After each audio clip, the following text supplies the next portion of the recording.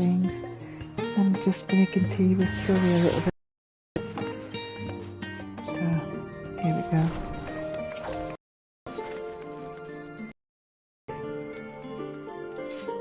Yes, I remember talking to you before I finished last time.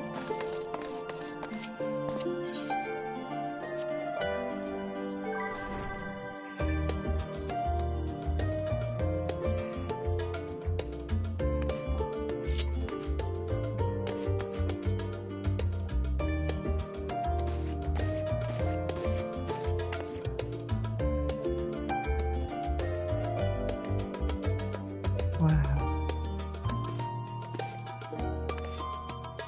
I love the attention to detail.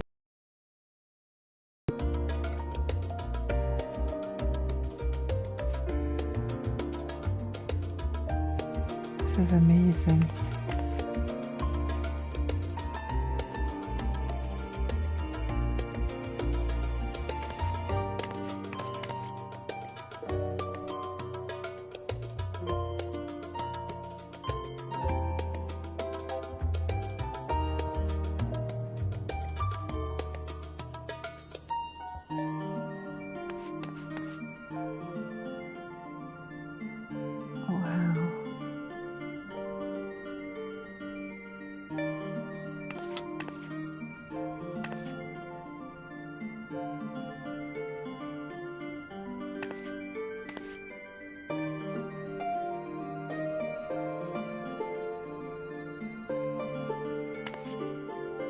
Yeah.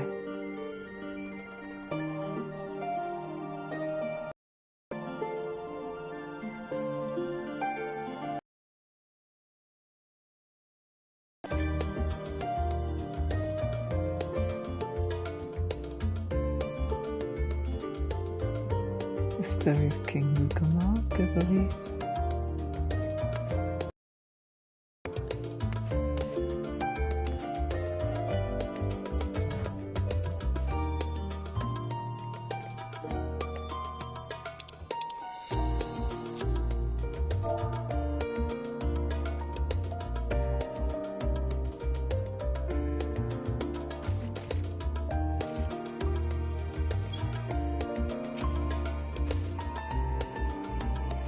Feeling refreshed and alert?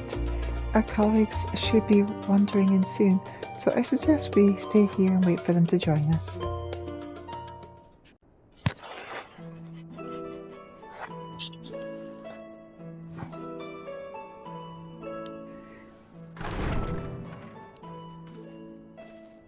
Pray forgive me. I was delayed. It's fine, Urianger. We're all here now. Let's get down to business then, shall we?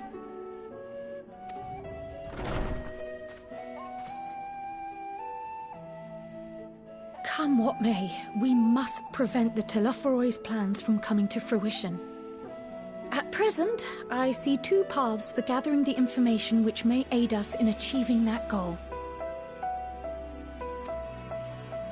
The first involves an investigation into the change which has come over Sharlayan. Not to mention the recent inscrutable behavior of the Forum. As most of you know, the 99 members of the Forum are elected from the general populace. This alone guarantees a plethora of opinion with regards to foreign policy. The bibliotheques, for example, are a group of conservatives which would have Sharlayan focus on recording history, while remaining entirely uninvolved in the making of it.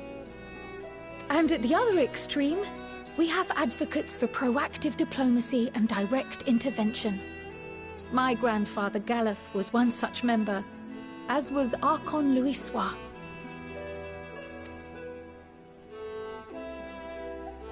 Yet despite our diverse factions and philosophies, the recent vote to deny Eorzea's request for assistance was unanimous.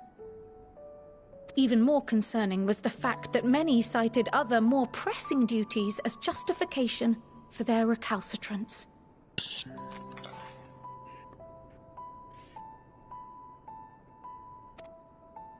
Fortuno's refusal in Gridania had those same undertones. 'Twas as if Having stared unblinking into the face of impending doom, it simply turned away to pursue something more important. But what could that possibly be? A mystery indeed, and one which I ask for your help to solve. Our future may depend on it. As for our second potential path, it concerns a request made directly to the students of Baldesion.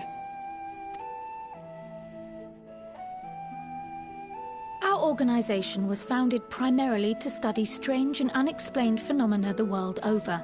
Mysterious relics and ruins, arcane disturbances, and so forth. Compared to our more isolationist Sharlayan colleagues, we have strong connections overseas, namely with scholars and academics who share our passion for the unknown.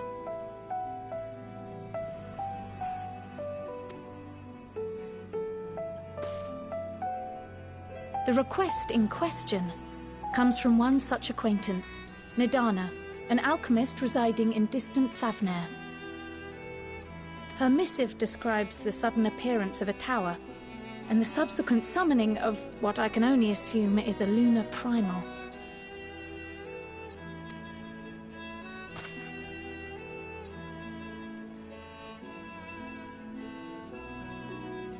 In response to this threat, the satrap of Radzat-Han, the individual who governs the city-state, has instructed the alchemists to find a means to deal with the spire. The artisans of that land are heirs to an ancient tradition, one rather unlike that of their Uldan counterparts. It is possible, nay, probable, that they have gleaned truths unattainable by Eorzea or her Far Eastern allies. They do, in fact, appear to have a strategy in mind, though it will require further research. To that end, they have requested an introduction to a capable warrior shielded by the blessing of light. Assuming we divide our forces to pursue both of Kral's lines of inquiry, then having you join the group heading to Thavnair would seem the obvious choice. But the investigation in Sharlayan is of vital importance as well. Equal, I think, to the Thavnairian one, given that the fate of the world may hinge on the results of both.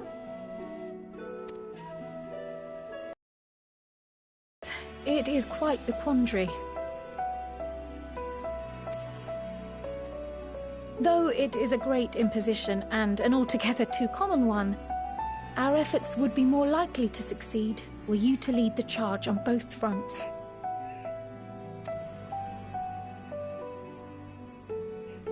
Bring it on. You are indeed our champion. As to which task to tackle first, we will defer to your decision. Let us next decide how everyone else might best be assigned. As for myself, I shall continue what I've begun in Sharlayan. I should also like to steal the services of an Archon or two. And thereby gain access to a greater range of reading material. I will help with that. Allow me to offer my assistance. I have some small amount of experience in the field of research.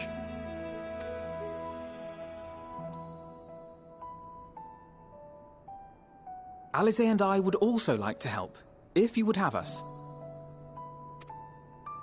Anything to understand even a fraction of what our father and the Forum might be thinking. Of course! The more the merrier. Right. The rest of us will make the journey to Thavnair.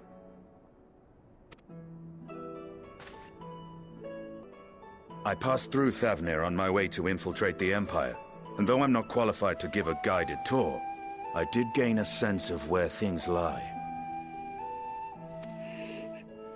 I'll be happy to have you along then. So for this group, it will be you, me, and Urianger.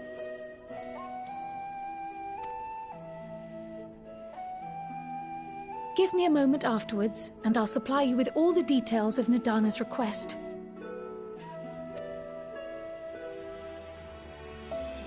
Consider this hall our rendezvous point once our respective tasks are complete. May our investigations prove fruitful.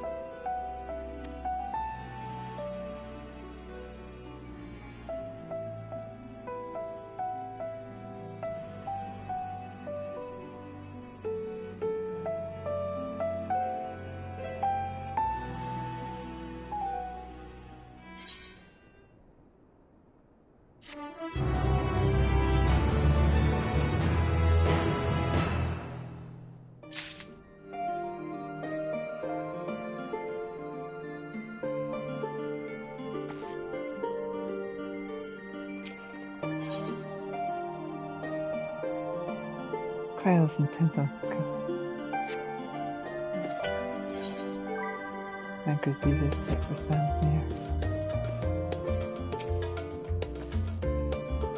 I still don't understand how the vote could be unanimous. What could possibly convince them to all turn their backs on the Eorzea? The process by which the foreign members are elected is fair and equitable. Neither wealth nor social standing offers any advantages to a prospective candidate.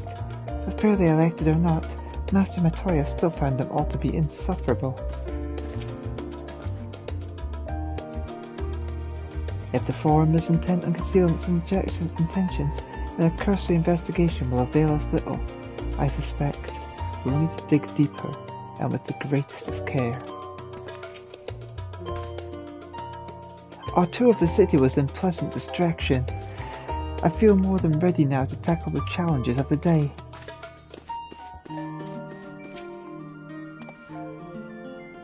Though I have read much on the subject of Razat-zan, this visit shall be my first.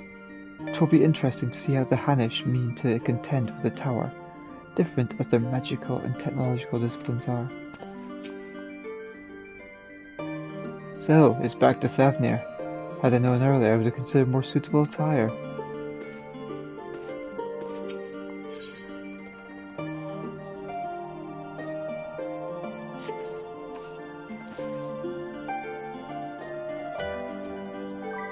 An unsettling change has come over Charlene, but together we will define the underlying cause for the Forum's callousness.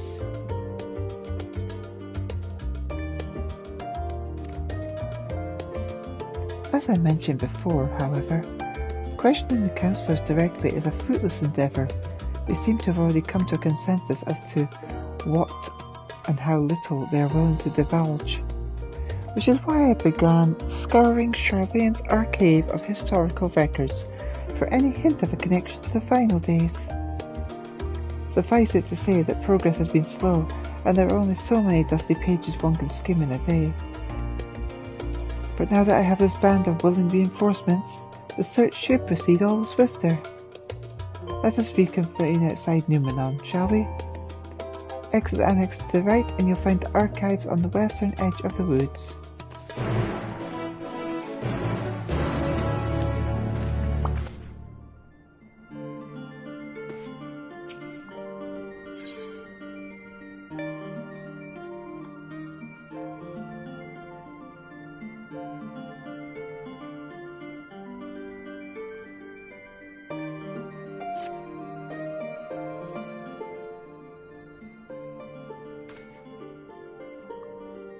I have Kral's instructions in hand.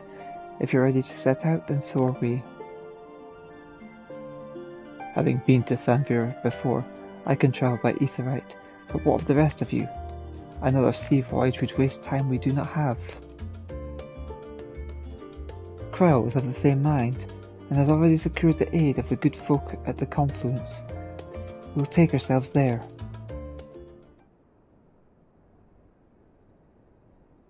The confluence, thou sayest? I'm afraid so, my friend.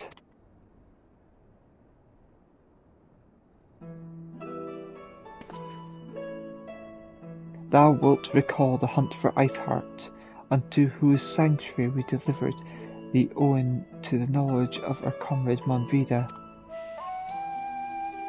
Monbrida was an authority on etherology, a field of study she did embark upon in pursuit of her parents' example. Both are authorities in their own right, and both are researchers at the Confluence. Haven't you gone to see them yet? I attempted to do so earlier, but to my shame, my courage failed me at the last. As it hath many times, I thought to reach out to them after sending that fateful letter.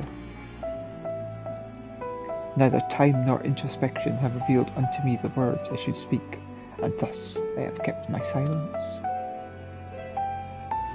Whether you come with us or no is your choice and yours alone.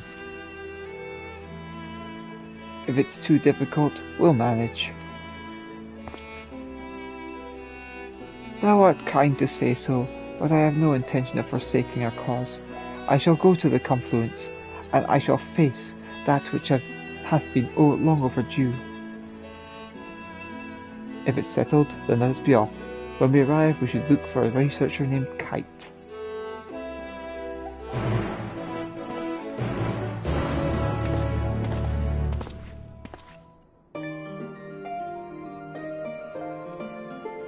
Yay! 2 quests!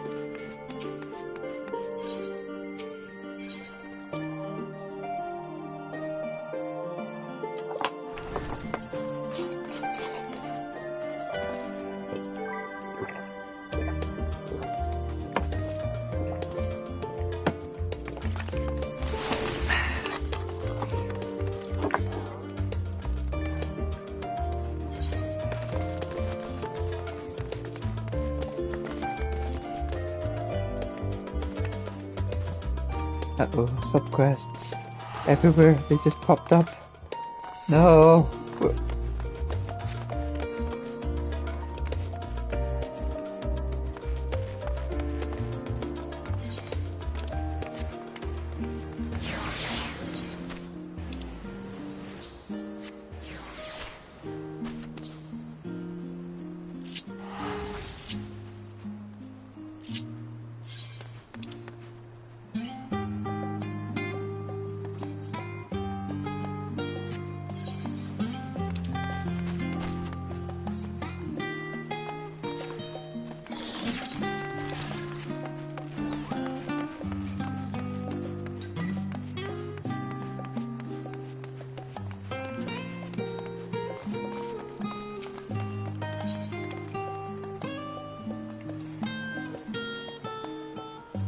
The domains of cleaners and look out for an able-bodied adventurer.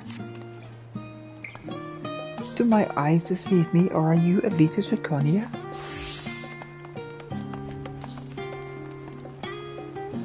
Oh, as I live and breathe, it is you. Ha! I knew I'd be the first to track you down.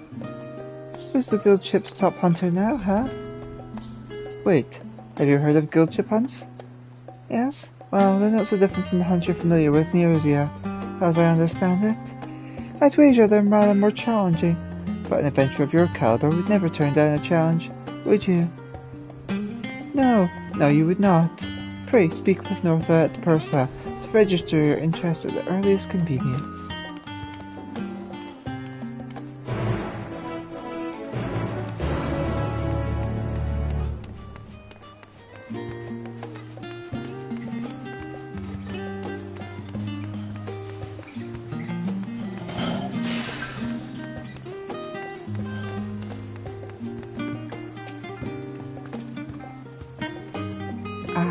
I'm Northra.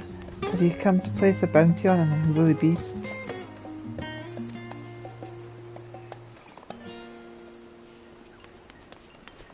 By the scholar! You're Elita? I was half convinced I'd set the others an impossible task asking them to find you. The Gleaners Guild ship has begun posting hunt bills, you see, in the hopes that capable individuals will take up arms to lighten our ever-increasing load. Unfortunately, capable individuals remain the sticking point. Few hailing from our fair polis are willing to take up arms, let alone able to stand up against the more fearsome specimens. You, however, have the experience and the grit that we need. When I heard that you arrived on our shores, it was music to my ears. You needn't work for free, of course. We've done our research and the rewards we offer as fine as you'll get abroad.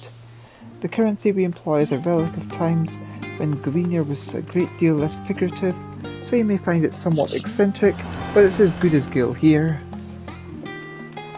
Speaking of eccentric, it should be noted that the majority of our clients are scholars.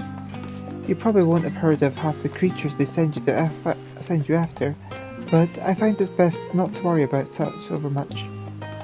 Slay beasts, collect samples, try not to think about the long-term effects of touching said samples, and get paid. Simple, no? That being said, I wouldn't dream of throwing you in the deep end just yet. Let's have you start off with some junior marks, so you can get your feet wet.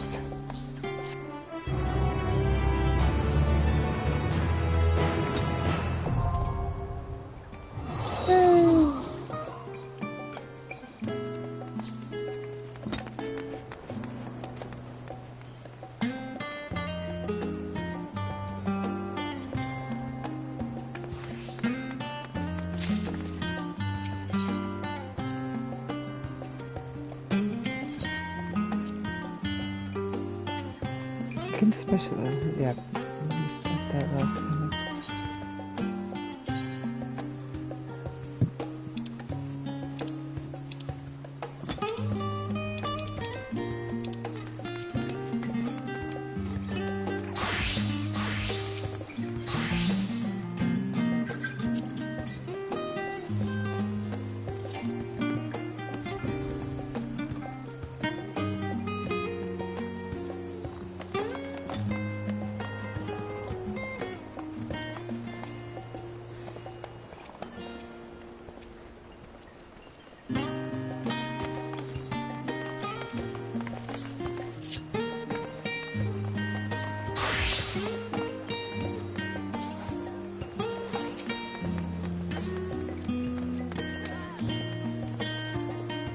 You strike me as someone who isn't afraid to get their hands dirty.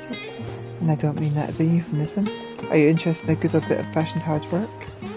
But perhaps I'm getting ahead of myself. I am Greg, one of Charlene's cleaners. It is our role to procure materials, samples, knowledge, all you can imagine and more. Naturally, it would be difficult for any one person to comb the world each time our countrymen ask something of us. Thus do we perform the gold chip, the better to share information and see the requests we receive in the hands of those best suited to fulfill them. Some requests, for instance, are better assigned to those who demonstrate a certain degree of finesse and persistence, and the calluses upon your hands tell me you are one such person. I understand that you may feel some trepidation given our somewhat lax selection process. As you not suspect, the Forum would never officially recognize a traveller from another nation as a gleaner. Unofficially, however, we're up to our necks in requests as of late, and are coming in faster than ever before. We'll take any talent we can get and pay good coin for it, so please tell me you're interested.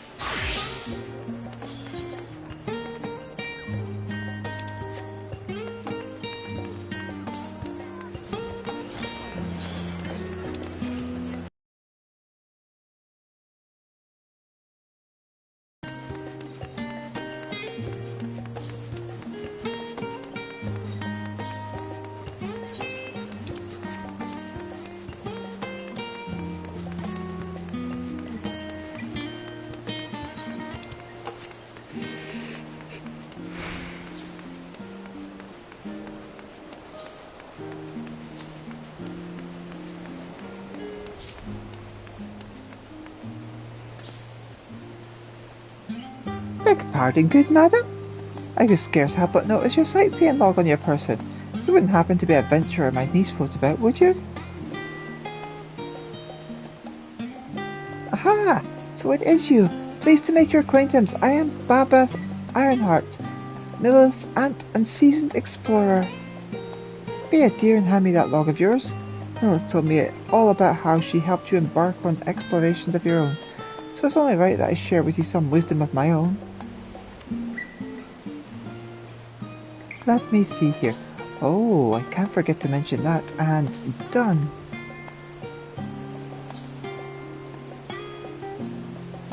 You should be all set, dear. I've jotted everything down, and I've heard about most remarkable vistas the realm has to offer.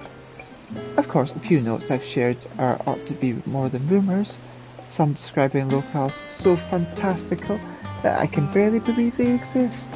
But as I always say, the true joy of exploration lies not in a destination, but and see what all sorts of journey these hints take you on. That sightseeing log of yours won't fill itself, you know.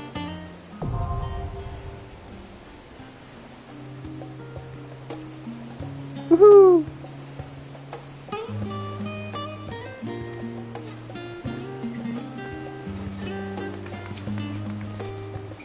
Gazing out upon the ocean now sends my adventurous spirit ablaze. Maybe our wonders are simply waiting to be discovered. Why not venture forth and find them?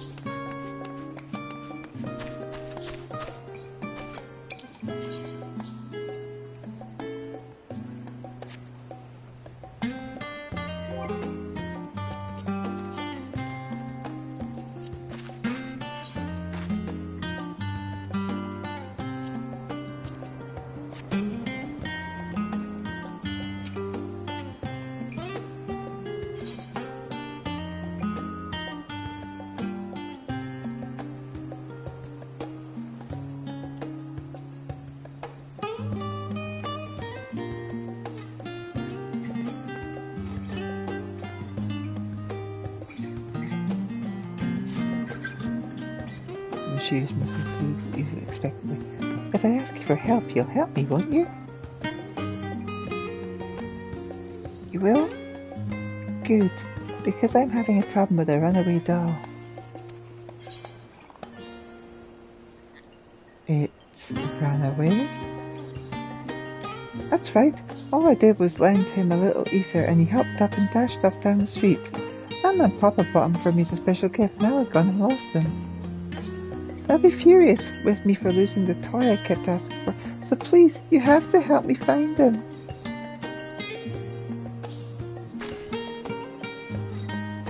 Okay, I'll hurry home to see if he went there. And you can search the rest of the city. Oh, he's a yellow carbuncle doll, by the way, and I think he was heading north. Anyway, meet me back here when you have him, or, you know, you just give up.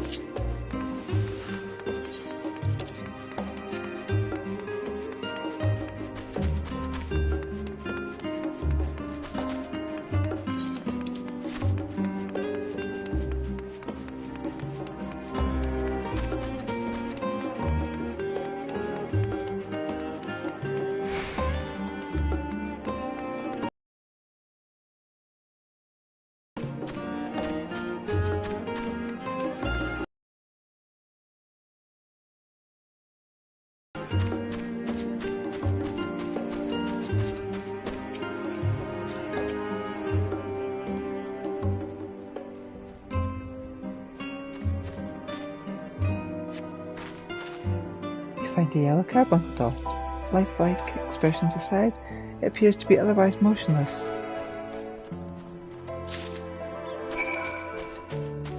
Oh, that was easier than expected.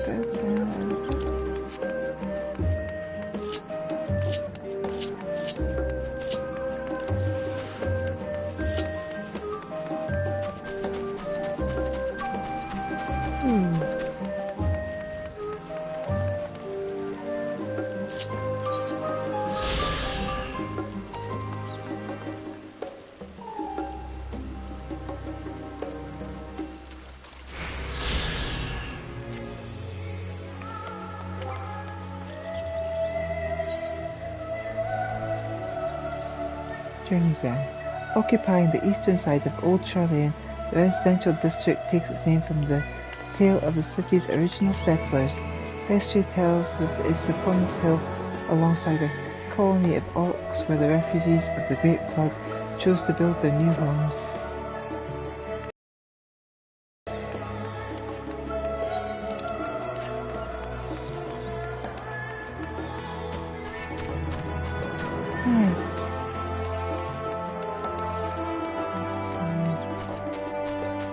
There we go, there's the child.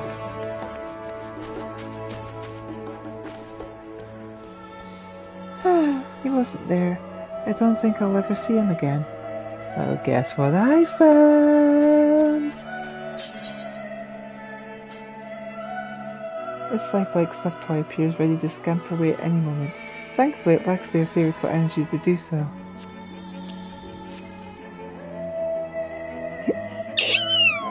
You found him! Just like Big Mooney would have. Oh, that's what I called neighbour who used to play with me. She was so tall and smart and always so nice.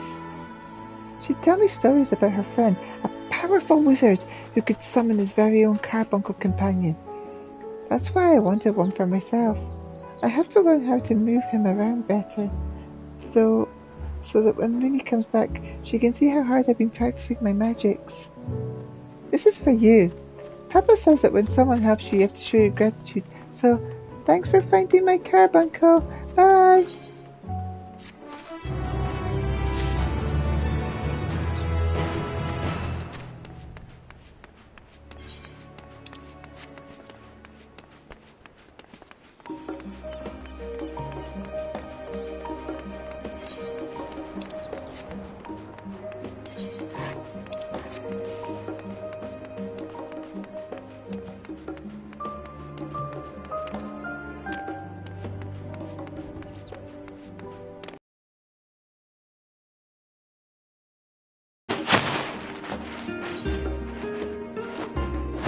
Cool. So I'm excited to meet a real-life adventurer. Are you the one adventuring types that I've heard so much about? Oh, but this is perfect.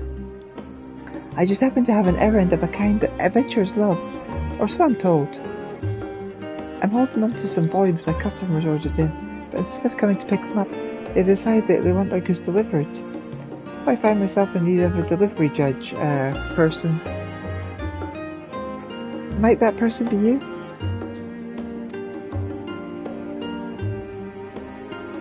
Huzzah! Let me give you the details then.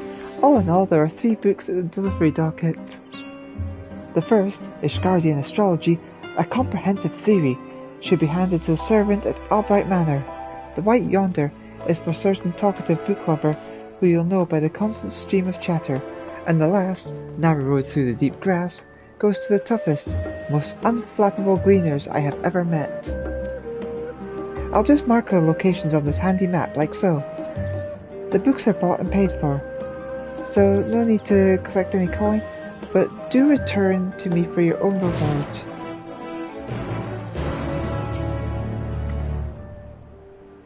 If you just throw the books in the harbour, I will find out. Not that I think you would. I'm watching you.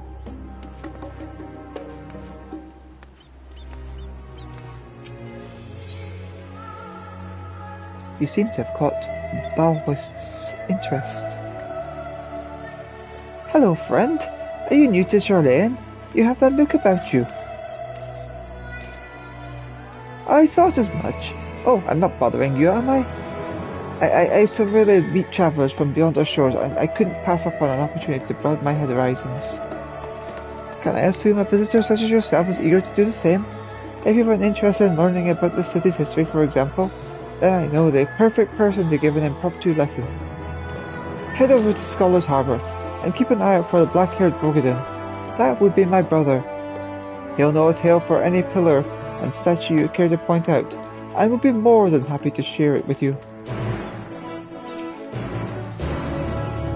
As I said, if you've any interest in history, seek out my brother over at Scholar's Harbour. I'm sure he won't mind the company. In fact, he'll likely talk your ear off.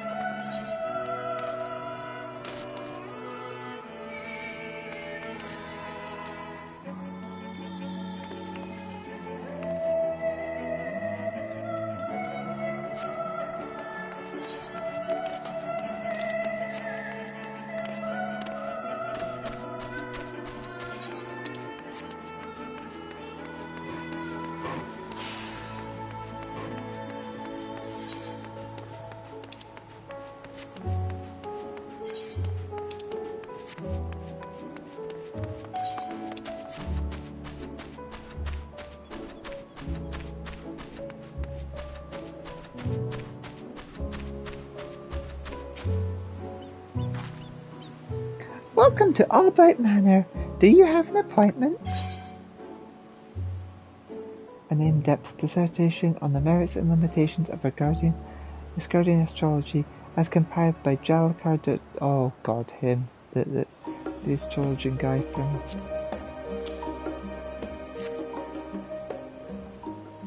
Ah, yes. One copy of Ishgardian Astrology, a comprehensive theory, just as his lordship requested. I must confess to some confusion, however. What interest would his lordship, an esteemed practitioner of Charlayan astrology, have with such outdated Ishgardian discipline? Not that I am in any position to question his lordship's reading habits. Of course. On your way then.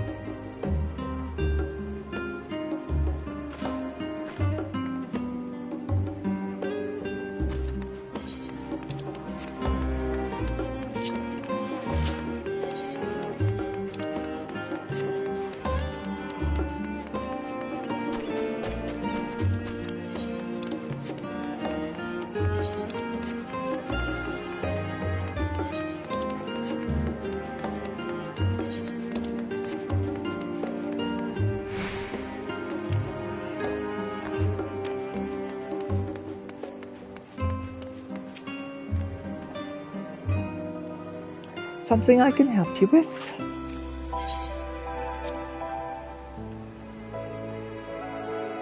The quintessential travel journal of the Ori Wanderer, Huolun.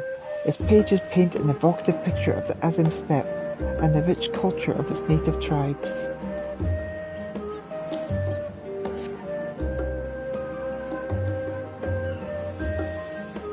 Ah, is that my book? Good, I need it for my journey. I usually don't have a great deal of time for reading, and I'm leaving for Orthodon requisition duty. I wanted to do some research on Far Eastern cultures.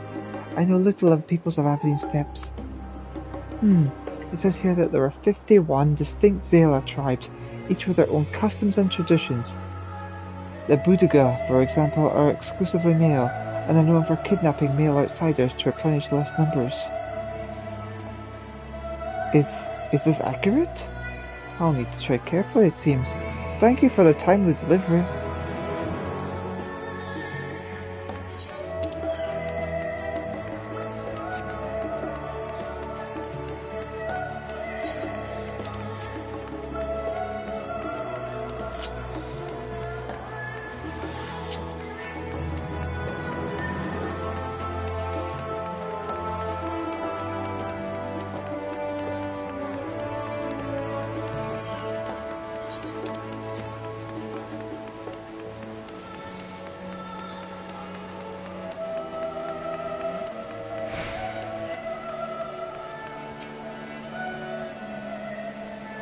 Yes? Was there something I might help you with? Ah, but my dear sister, you say. Well, she did indeed send you to the right man. For who better to teach you about Charlean history than a Studium-certified history professor? Here, take my spyglass. Go on, take it. No time like the present to learn about the past. We shall begin with your education on the divine Thaliak, the scholar himself.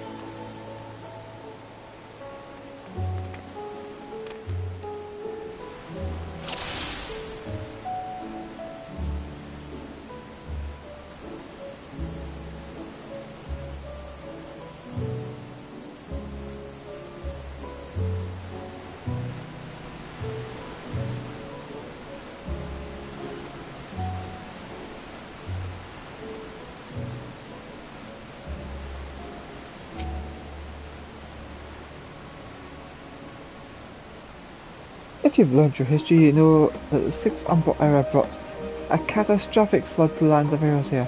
Yet when all seemed lost, the 12 Archons rose up and saved multitudes from a terrible fate.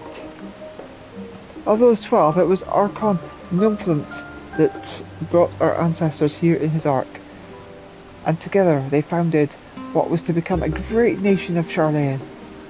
The beach at the foot of Thalak's statue is the very spot where those first Charleans made land. I imagine it must be how they felt on that day, some 1600 years ago.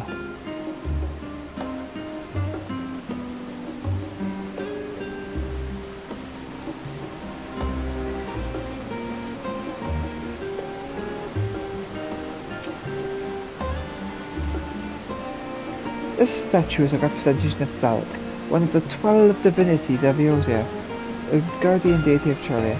As the god of knowledge, he rules over rivers and wisdom. There was once a system of governance in Charlean known as the Ecclesia, a great gathering at which each citizen was given a voice in decisions accepting the nation's future, and it was during such one forum wherein the people voted to elect Thaliak as our patron. It was not a piety that drove this choice, but rather a natural progression of our principles and creeds. We Charleans have, after all, always devoted ourselves to pursuit of knowledge.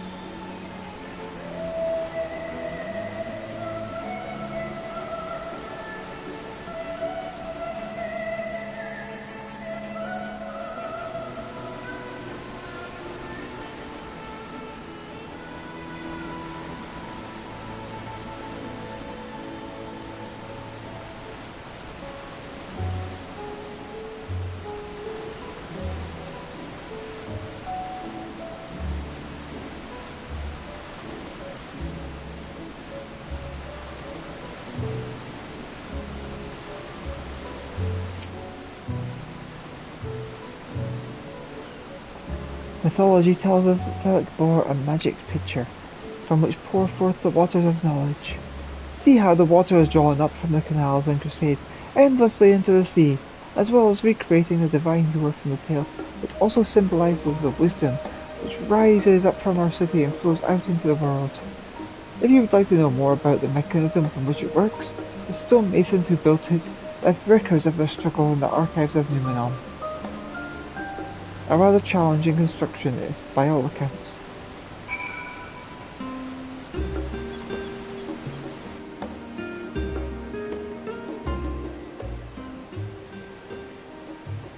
And there you have it. I hope you enjoyed our introduction to Sharlayan historical architecture. If we were to do justice to the towering Thaliak, however, there is one last snippet of knowledge we simply cannot overlook. Come along, to the foot of the statue.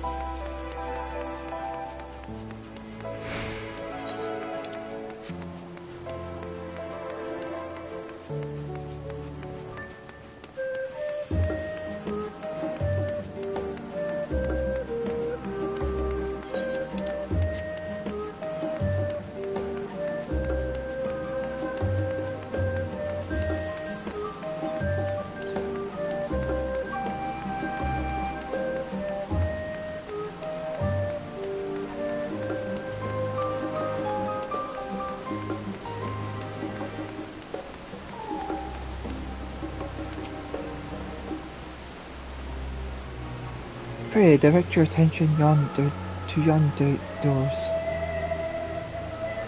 Behind them, nestled within the statue itself, is a chamber known as the Pathless Way. Those who have acquired mastery over specialized disciplines, or whose deeds have led to significant advances in the chosen field, are invited to enter said chamber and receive the title of Archon. We place great value on the pursuit of knowledge, and thus Archons are held in especially high regard. As the embodiment of our ideals, they are permitted to browse the forbidden archives, and have ever stood in the centre of our nation's greatest achievements. The secret and sacred ceremony which awards them their title, I'm afraid that even I am not privy to the particulars. You will forgive me my ignorance on this subject, I hope. A scholar and a gentlewoman, and thus concludes the lesson. Should you happen to return by the same route, pray convey my warmest regards to Baldwus.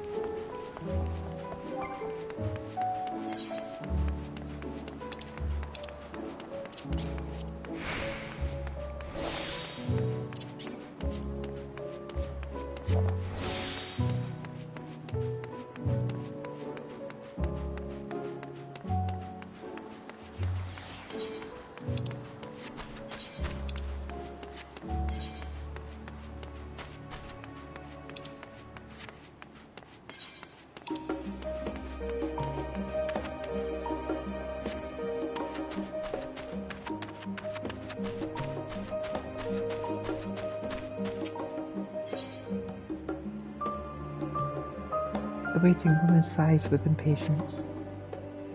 How long must I wait? Oh, forgive me. I was just thinking out loud.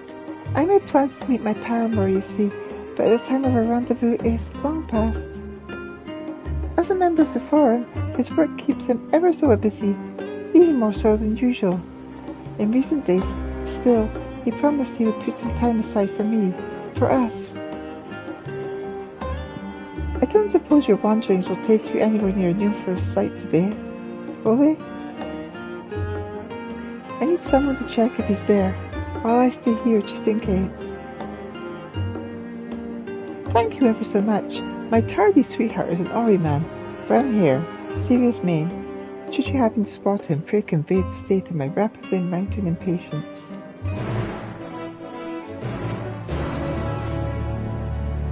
I won't wait for him forever, you know. 2 or 3 bells at most, perhaps 4.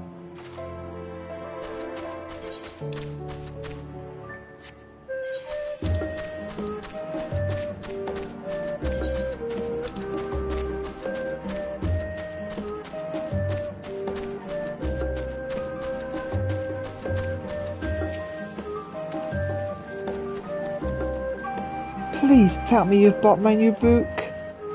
I've been waiting for what feels like ages for the latest shipment to arrive.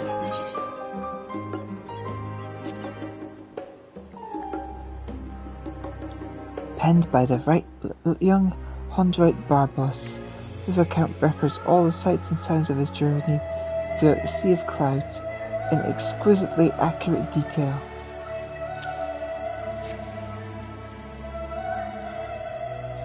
Yes, finally! Did you know The White Yonder was written by a lad of 14 years? I myself question how reliable such a work could possibly be, but the far eastern colleague with whom I've been exchanging correspondence says he absolutely swears by it. It describes the wonders of the Alabathian Sea of Clouds in exquisite detail, and is by all accounts a roaring good read. The bit about the fighting piazzas is said to be an especially entertaining episode. Oh, I should let you return to your deliveries and whatnot. Thank you so kindly for putting this long-awaited treat into my ever-so grateful hands.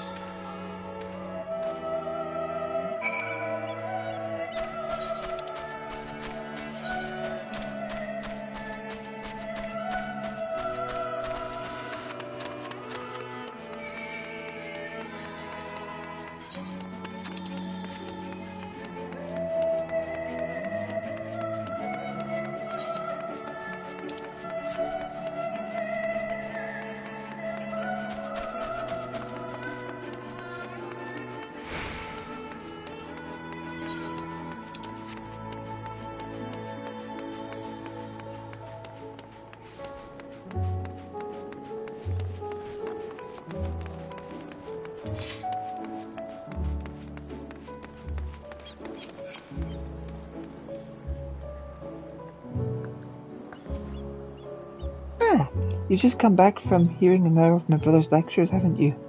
That's another look I'm quite familiar with. His breadth of historical knowledge is extensive, sufficient to earn him the title of Archon, he hopes. The problem is, if his contributions to the field are to be officially acknowledged, he must have written recommendations from high-ranking professors. But in these tumultuous times, such ceremonial concerns have been pushed to one side. And so he idles away his spare moments at the harbour now, just gazing out at the ocean. I thought having an eager student might relight his spark, which is why I jumped at the chance to speak with you. I must apologise for not being more honest with my intentions. Please accept this gift for your troubles, and allow me to welcome you once more to Charlayan.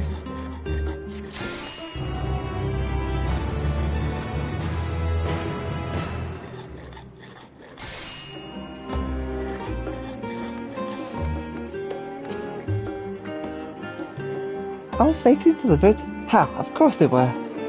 My shop is well known for carrying publications not only from Charlayan authors, but from all manner of foreign chronicles and tale-tellers. Meaning every time a new shipment comes in, I'm faced with an avalanche of work. I would have been buried alive without your assistance today, so here's a little something to show my gratitude. Come on, you've earned it.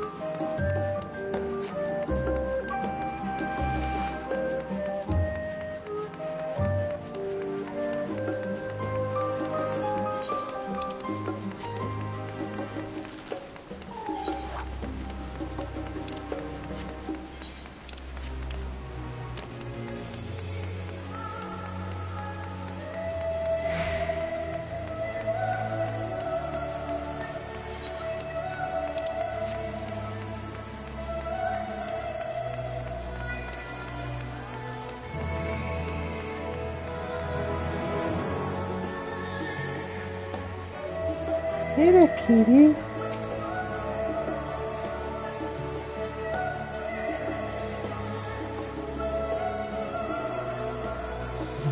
If we are to efficiently supply the requisition requests for the Gleaners and no time for mistakes.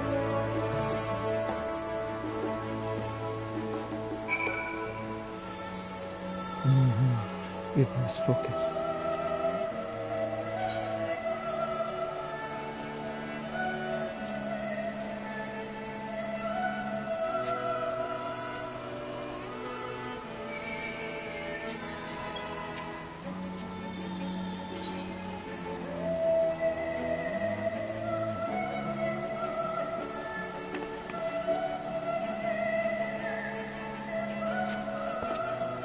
My Daleks, Quill, where did you spring from?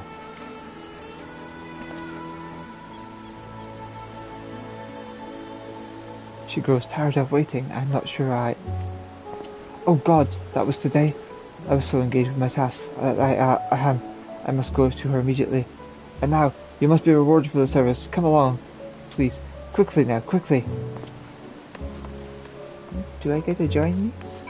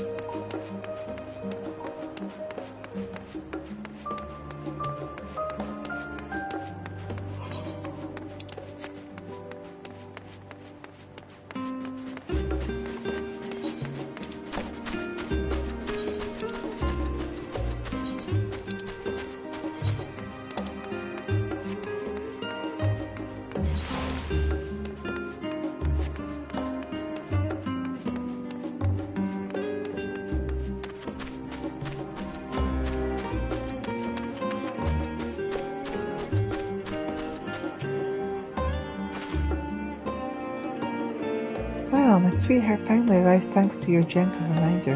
He looked so exhausted from his endless labours, however, that I sent him home to rest. I had a feeling he would be at Nymphga's ice. They say that spur of rock was where the eponymous Archon used to sit when he had martyrs to meditate upon.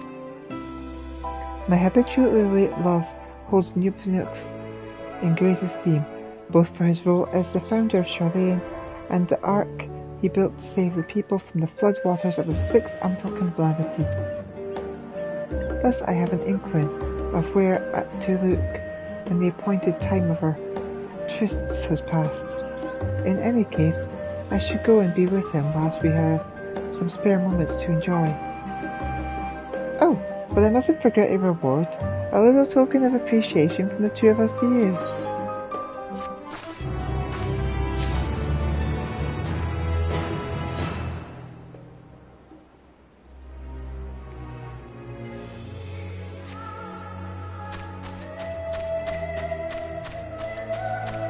Side quests completed.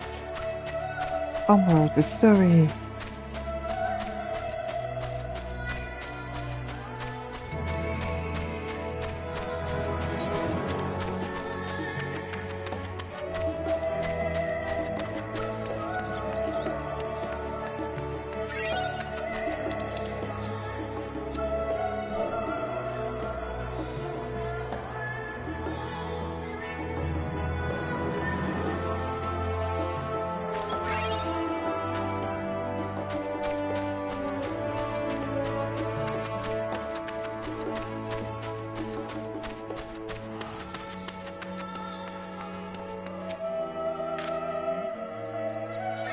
My directions were easy enough to follow, I hope.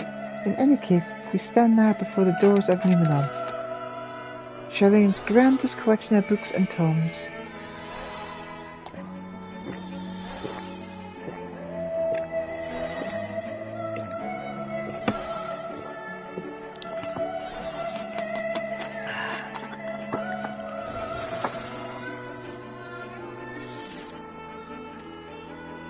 This building is actually only an entrance, and one of many like that, for the archives of Numenum extend deep beneath the surface, like the roots of a tree.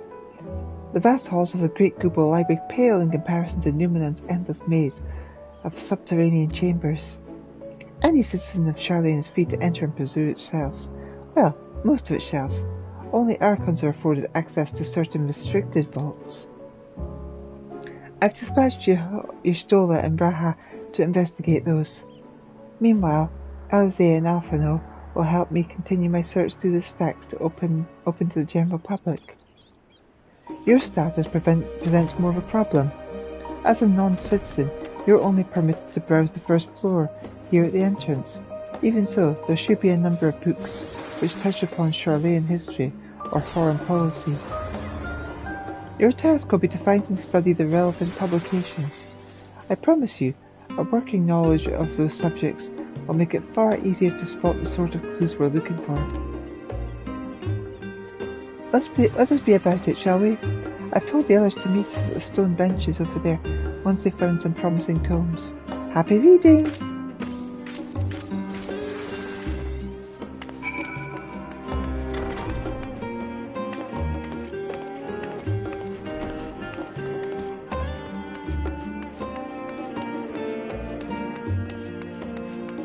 Ooh, brightly coloured book. The Story of Charlene. Long, long ago, on an island in the northern sea, there lived a Rogadan man by the name of Nuknef. Nuknef was a student of astrology, and he divined that a flood of terrifying proportions would soon sweep the lands of Eorzea. So it was that he built a gigantic ship, assembled a crew, and set for sail for that impearled realm. The flood arrived as foretold, and to their horror, the strangely churling waters drove the people towards the ocean. It was there, however, that Nuknef's crew hauled them aboard his ark. But the danger had not passed. A towering wave approached, threatening to smash the vessel to pieces. With only moments to spare, Nuknef wove a mighty spell of teleportation and shifted the entire ship to safety atop Alabathia's spine. Refugees from the surrounding regions huddled there alongside them, but it was not long before the disputes over the dwindling supply of food led to violence and bloodshed. Saddened by the sight, Nuknef gathered to him his crew and his grateful passengers, and abandoned the ark to these reddened peaks. Then they journeyed to the coast, where they built a new ship, intent upon returning to the northern seas. They landed on the beach of an island, and settled upon that very spot. The settlement prospered and grew, and in time it became the city of Charlayan that we live in this day.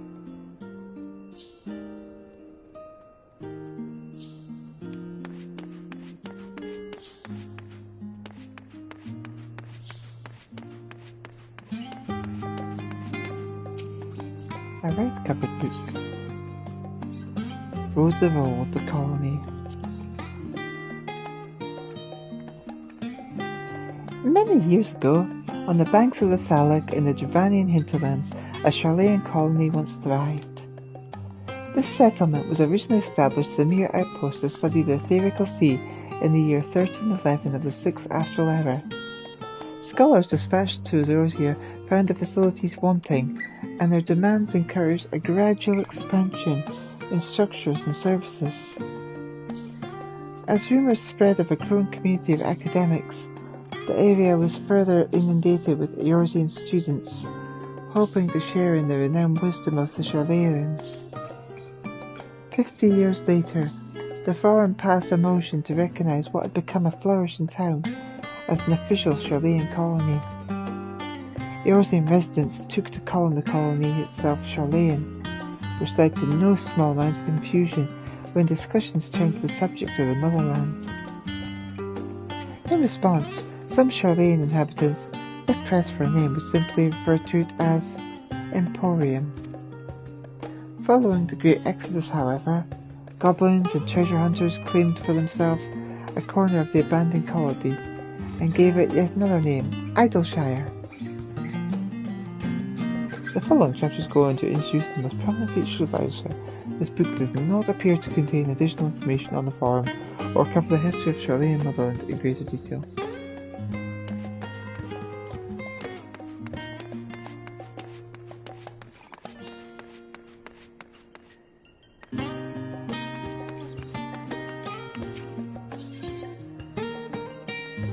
The voice of the growing city.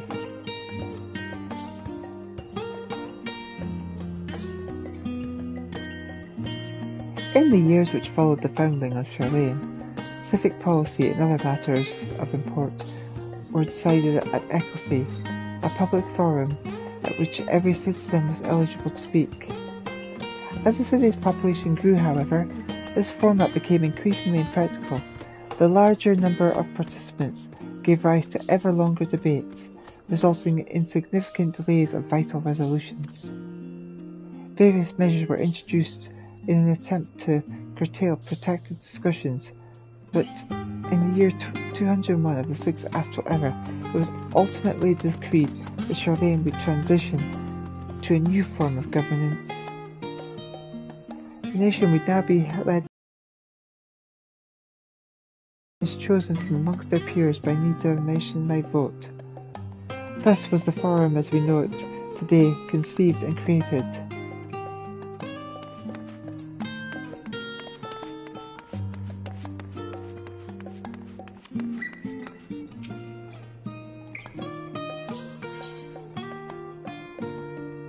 An introduction to the heavens.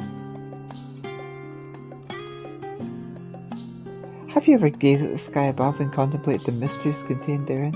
I speak not on the shifting cloud patterns, but of the vastness beyond, of the sun and the twinkling tapestry of the night. Some think the dome above us to be finite space, yet among the leading thinkers of our age, one scholar's depiction of boundless stars has firmly taken root. Alas, this heavenly sea remains an unreachable, unknowable destination. There are few indeed who can explain in satisfactory detail why our own star is believed to revolve around the sun. It was the technologicalists of Alag who came closest to understanding the laws which govern that starry abyss. It was they who launched the Dalamond and sought to expand beyond our earthbound existence. Having read of their ancient ambitions, I wonder, has your interest in this field of study waxed or waned? What if I were to tell you that the eternal constellations were arranged differently in the distant past, that their positions continue to shift almost imperceptibly but measurably as we journey into the future? Would it shock you to learn that the stars drift further and further apart, and may indeed do so forever? Are you eager to learn more? This book is on the wrong subject. Search for works which contain details on the forum or mention the history of Charlean.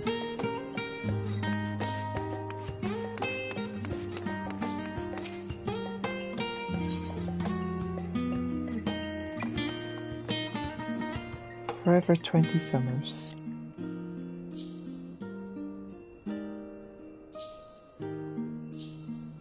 My beloved seekers of knowledge, have you ever put your learning before health and neglected to feed the rest of your body as you should? I too once engaged in such foolish practices, but one night, engrossed in philosophical study, I had an epiphany. For all the world's mysteries that drive us to reckless abandon, we must sow very few years of life in which to achieve our goals. Thus I do share with you this mantra: I am forever 20 summers young. The number itself is unimportant. You could be 19, 23 or 40. Whatever age you are when you discover this manual, let that be the age you aspire to remain. Through mindful, healthy living, you will extend the time available to spend upon your chosen research. Another day, another moon, another summer to grasp your greater truths you pursue. In the pages that follow, we will explore the secrets of maintaining one's physical condition from a biological, ethological, or arcane viewpoint.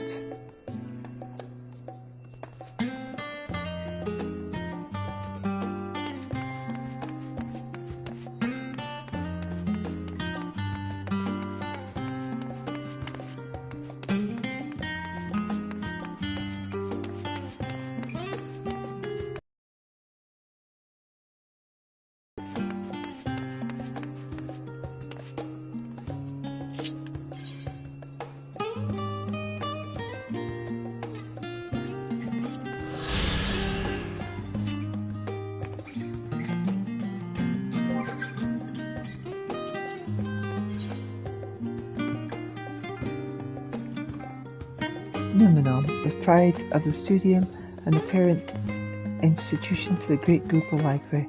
This massive collection of scrolls and tomes is the largest of its kind.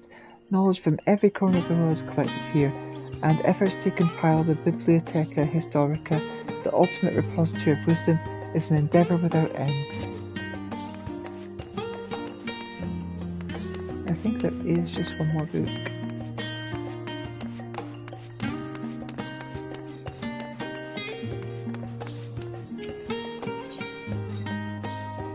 Stewards of Wisdom.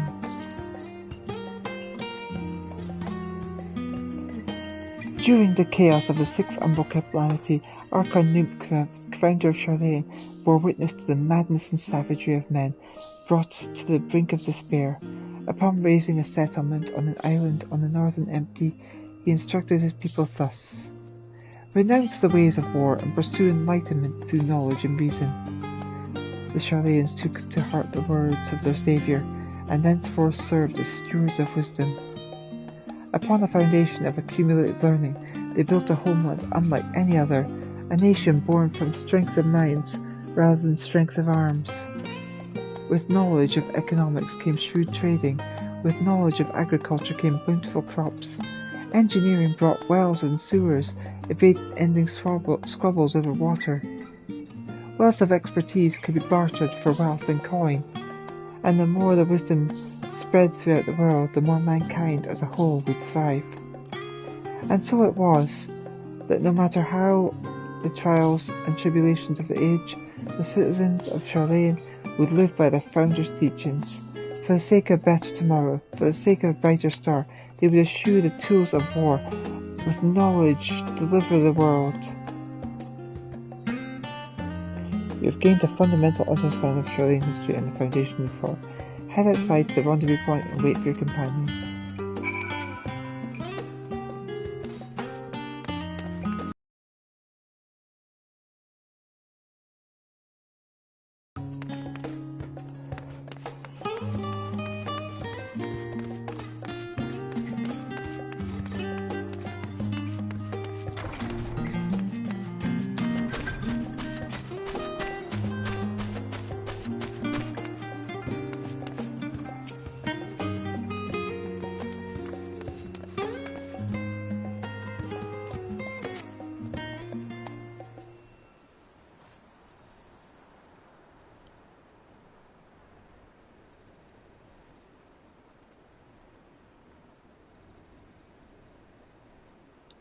Sorry, were you waiting long?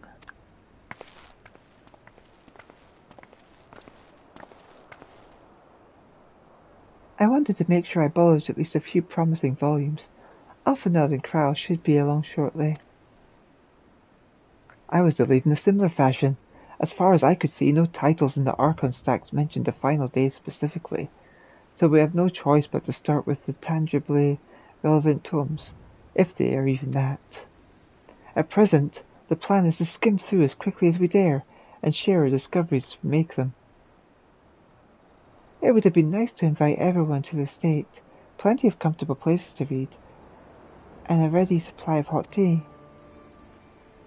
Oh, I always was quite fond of reading outside. But it's not about the little pleasures, is it? You miss your home. It's been difficult. After our arrival, we managed to speak with one of the family servants and ask how things were. It seems our dear father has instructed the staff that even if Alphanod and I were to return to Charlayan, we were not to be allowed across the threshold.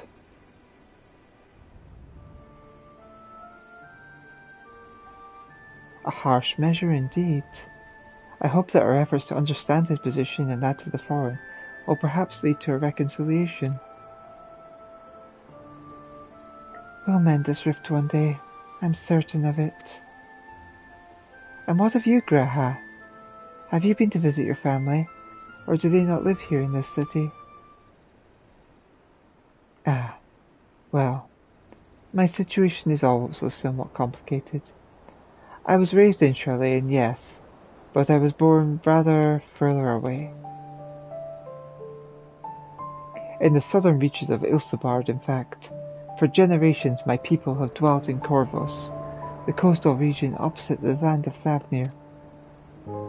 The Allegans founded a city in that fertile land, and by ship brought in the subjugated tribes of the Mikoti to serve as labourers.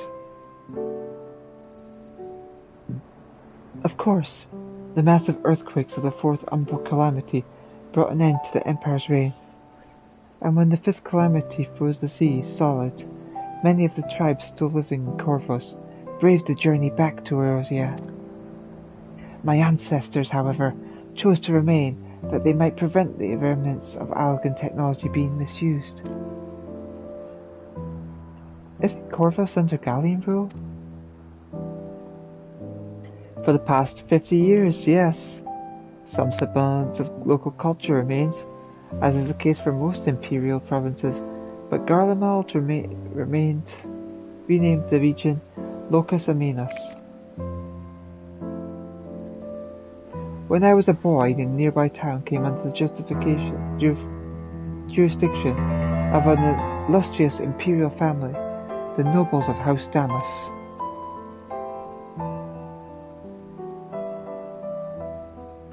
House Darnes demonstrated a singular interest in Allegan civilization, and so my tribe was forced to consider a plan of action. For some time already, voices had been raised in favour of abandoning our ancient customs. After all, the Allegan eye no longer passed to our eldest children as reliably as it once had.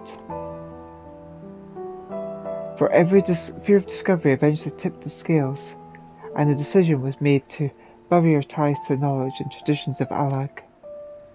As the last child born with the Allegan eye, I was given over to the custody of friends and students of Valdesian, who had me registered as a Charlayan citizen. I never even considered. Forgive me, it was an unkind question. Even Thancred was taken in by Archon Louisoix, was he not? Stories of adopted waifs and rescued orphans are more common among Charlayan than you might think. Yet regardless of our origins, we are all provided with an equal opportunity to learn, and with sufficient perspicacity, we outsiders can even learn the vaunted title of Archon. 'Tis exactly why I have such love for this country, and why I wish it to remain a nation in which its citizens can be proud. Hear, hear! Another good reason to get to the bottom of the foreign stubbornness, aside from the trifling matter of our impending doom. Excuse us while we try to make some headway into these books, Elita. More company should be arriving any moment now.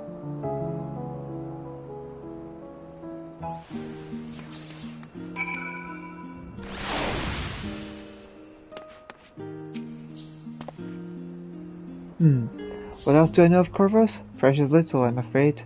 I've not returned since Master Gala first brought me here. I can tell you that Corvos rebels still slip the yoke of their imperial masters, though the fighting is far less fierce than it once was. Oh, and they have carpets! Flying carpets! The legends are quite extraordinary.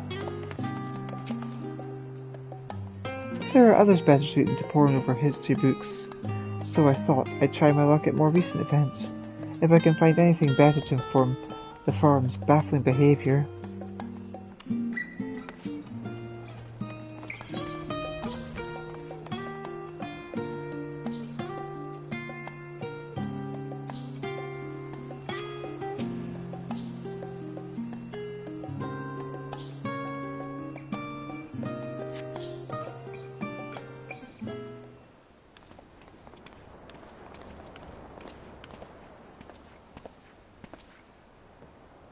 We've returned with our selections. Although I must say, the pickings were quite slim indeed. Mrs. Cryle has already flicked through every history book devoted to disasters, and more than a few which barely made mention of them. As such, we'll be looking to research papers on umbral calamities, as well as articles written by prominent forum members. Perhaps their knowledge of the final days comes from an unexpected source. Speaking of which, might I ask you a few questions related to the final days? I'm the only one here who didn't witness the events of Amarat firsthand, and fear I may be overlooking critical details.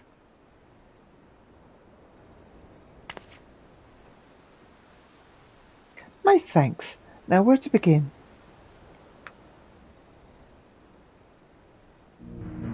First things first, what kind of phenomena did the ancients encounter as the final days drew nigh?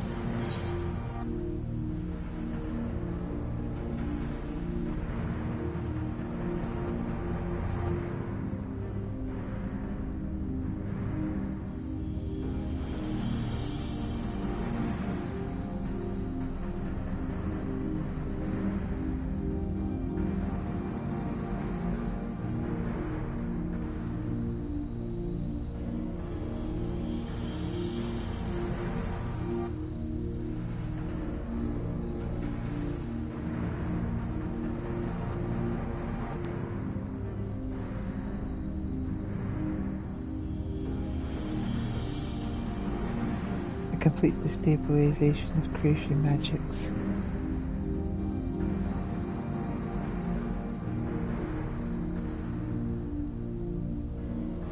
Yes, the unfolding catastrophe wrought havoc on all manner of life.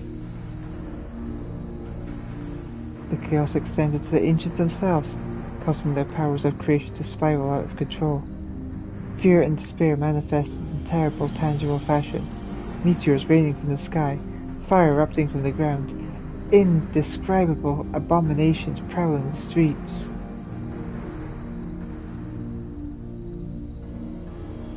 That more or less aligns with my understanding. If only the arts of creation had survived until the present day, we might have had something substantial to analyze. To the best of our knowledge, however, those techniques were not preserved or passed on to. Y'shtola summarizes that the closest known magic is that of the summoning rituals promulgated by the Asians. Was there aught else which heralded the approach to the final days?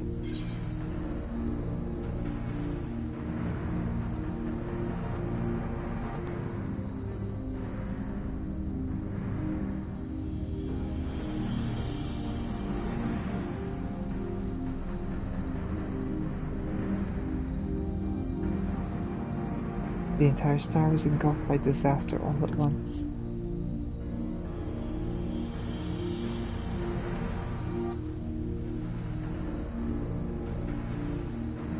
I think you may be misremembering, as I recall it was more of a gradual spread.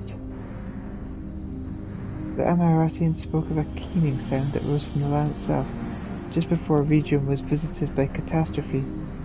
We never did hear the sound ourselves, of course, thrust as we were into the midst of the madness. So the ground was crying out, you say? To be considered the harbinger of doom, it must have been quite distinctive and probably quite loud. I'll have to speak with the Nominum's Mammoths and ask after any books that make mention of such a sound. Last but not least, would you describe how the ancients sought to quell this unprecedented calamity? What definitive action did they take?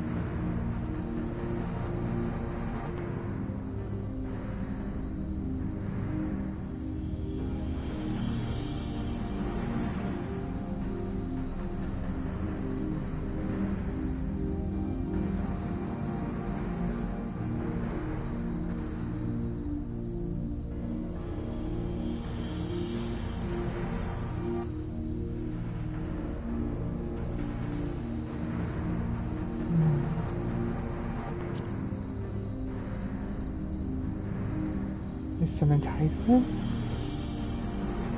I believe it was Zodiac who was summoned in response to the final days, and he sacrificed him to bring him into being. with Elizabeth serving as his heart. We do not know exactly how Zodiac brought salvation to the star, only that his godlike will were the laws of nature set aright. Then, once the balance was redressed, the ancients offered up a further sacrifice to heal the ravages of the final days. Life sprouted anew, and it was these fledgling souls they intended to render unto Zodiac, a trade that would have allowed them to resurrect the shades of loved ones absorbed by the primal. Or might have, had Venet and her fellows not manifested their opposition in the form of Hydaelyn. That was...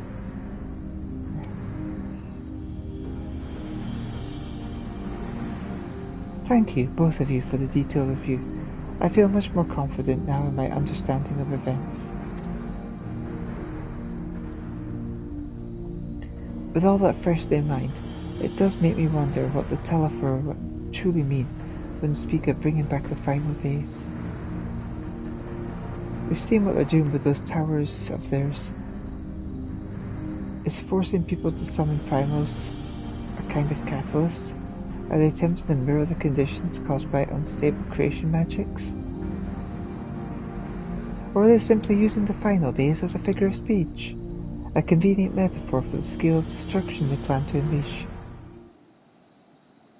But this is all just pointless conjecture at this stage. Let us return our attention to the form, shall we? We should keep an eye out for Stola, but it is time we began studying these research papers.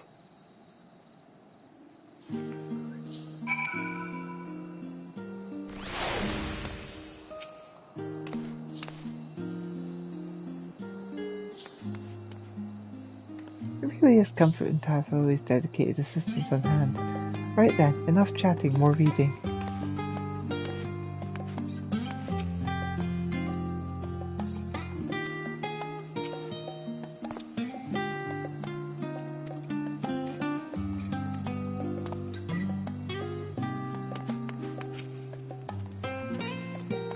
Many foreign members are also research professors. If they know aught of the final days, then that knowledge might surface in their writing. That is my hope anyway.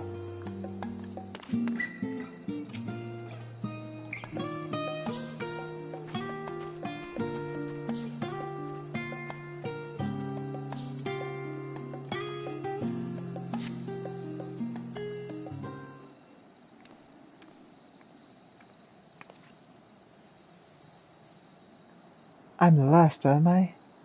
Well, my extended search of the Archon stacks produced 1 or 2 possibly useful books. But I wouldn't get your hopes up. If you recall, Urianji learned of the source's reflections from the Geruun oracles. For its potential to cause panic and confusion, the tome was deemed apocrypha and sealed away in the Great Google Library.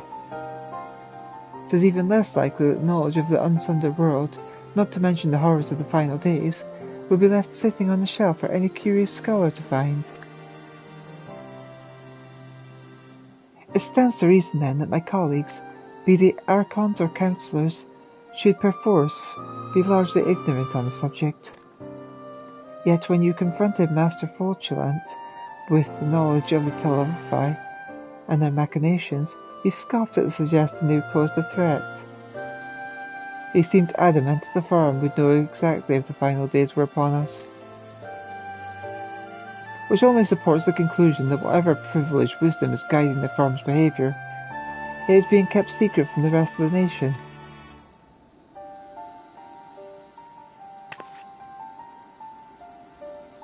Not that I mean to excuse myself from reading duty. Whether they contain mention of the final days or no, these books could yet hold something of value. You weren't thinking of leaving, were you? There's plenty of work for everyone.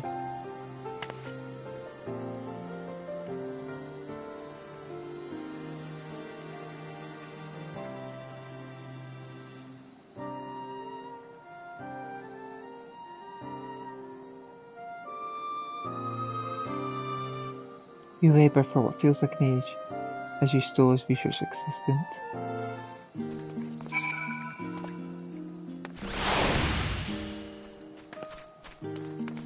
Thank you for your help, but I think I can manage the rest without your assistance. If I were you, I'd steal a quick few moments for myself.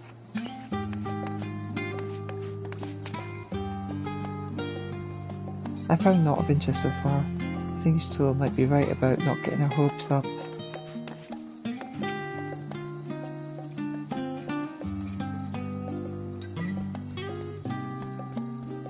Joker has lost in his reading. Yeah.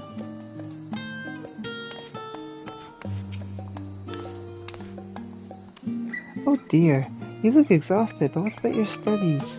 Were you able to find any books on the subjects I mentioned? Then the day was well spent. Should you wish to read them again, a man at the reference desk will point you in the right direction. For the moment though, I suggest you take a well-deserved rest. We might be occupied with our research for quite some time.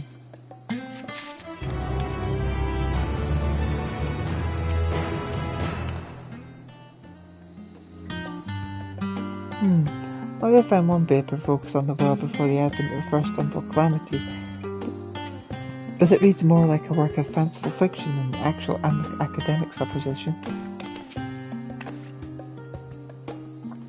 Thank you for your help, but I think I'll manage the rest without your assistance.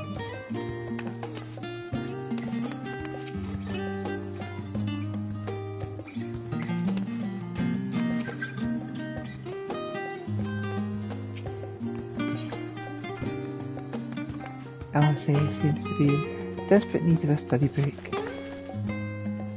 Ready for a tea break, Elita? I know I am. Honestly, my neck and shoulders are going to calcify if I don't stretch my legs and walk around a bit. You know the last stand down in the harbour, don't you? Come and meet me near the outside tables. I'll treat you to their coffee. It's quite good. Yay, coffee!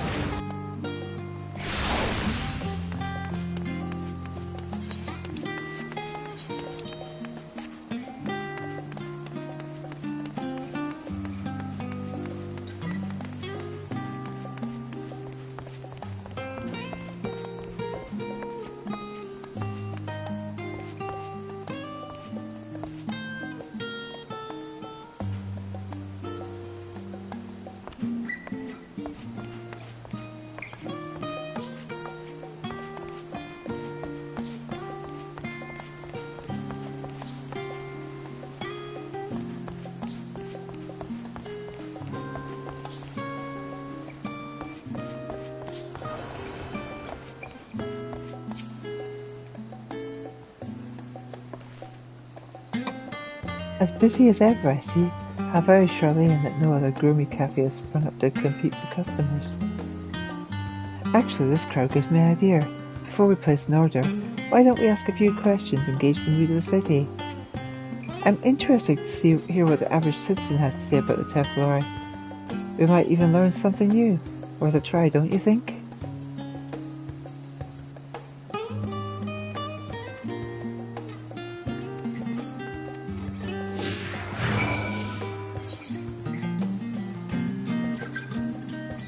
Someone around here at the cafe should be willing to speak with us. Let's ask around.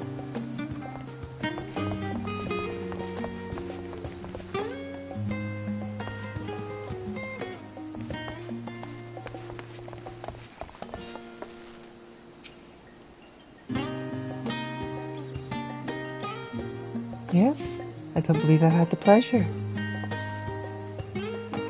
Pray excuse the interruption, but we're hoping you might share your thoughts on the Telefy and their unconscionable plans. My goodness, if it isn't the young Miss Livier. My apologies, but I work in the offices of the Forum. and if word reached Master Fortuner that I was helping you. I see. We're sorry to have bothered you.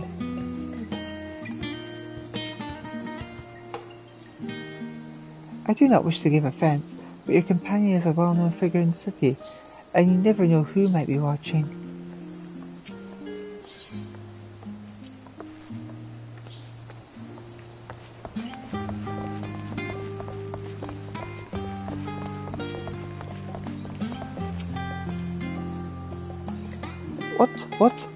What is it? Can the man not enjoy the moment of private respite? If you're looking to share a table, then I respectfully request that you look elsewhere. You misunderstand, sir. We were simply wondering if you knew of the Tellerfry. The enemies of peace have promised an end to all we hold dear, and... Wait, you're that House Levier girl, aren't you? And this woman with you is obviously a foreigner. I heard you were disowned for helping outsiders indulge their barbaric whims, and here you are giving truth to the rumour. I'll thank you to leave me be. I've naught to say to the likes of you. Well, I must apologise. 'Twas foolish of me to expect an ounce of civility from one so enlightened. Come, Elita.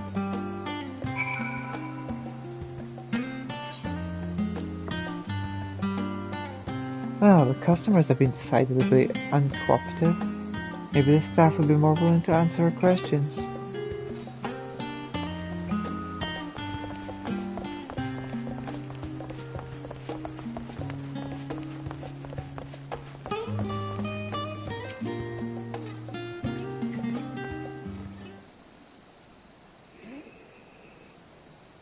Welcome, madame. What can I offer you today?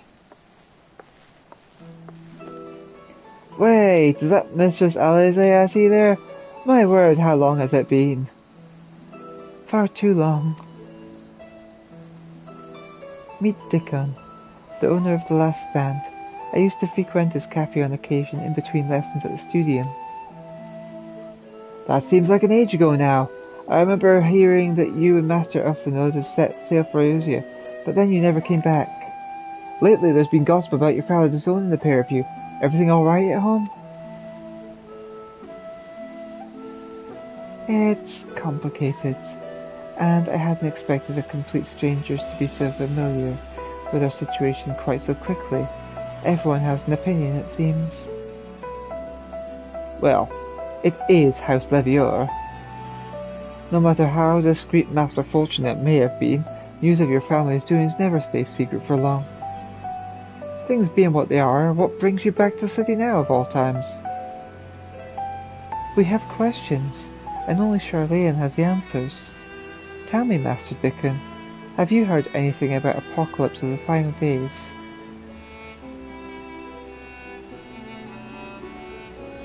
What, like the end of the world? Nothing like that, I'm afraid. And that's what you're here to find? Information on this Apocalypse? Yes, whatever we can learn. Unfortunately, your patrons appear to be unwilling to speak with me. I wish there was more I could do to help.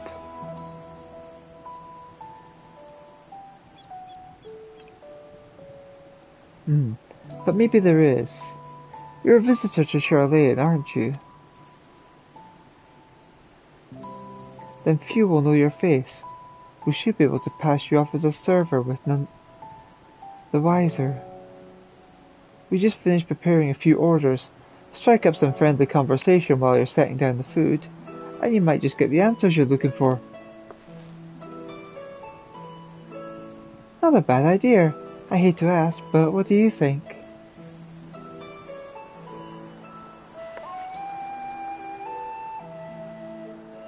That's the spirit. Pay attention now and I'll explain where each of these dishes needs to go. The tea set is for the chatty group sitting by the water's edge. The omelette is for one of our regulars, a Highlander by the name of Gisela. She's sitting at an outside table with a friend of hers. Behind them you should see a Mikoti gentleman. He ordered the oven-baked lobster. Got all that? If you're not sure, just ask and I'll explain again. Good luck.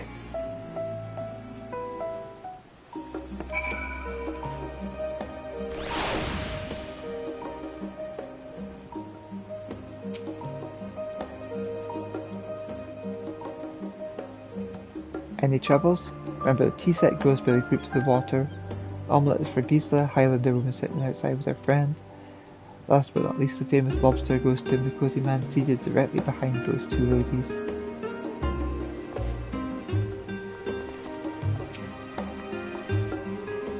I think you're better off if I stay here out of sight.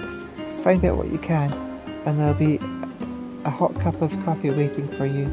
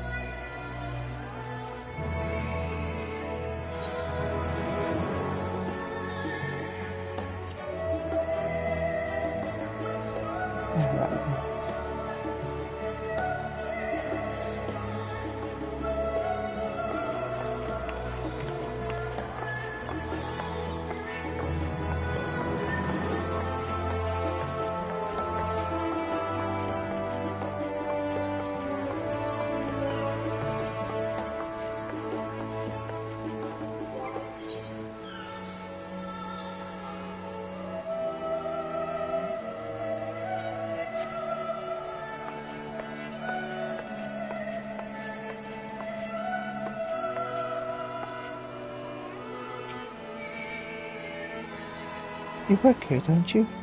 I'm still waiting on my charming little tea set.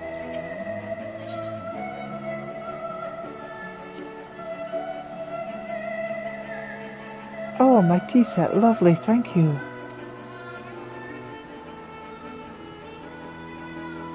The Tefla who? I'm sorry, I've never heard of them, or their final days. My friends and I are somewhat uninformed when it comes to current events. Now, if you want to hear about ritual arcane flash to the 6th Astral Era, common or astral, then I'd be happy to talk your ear off.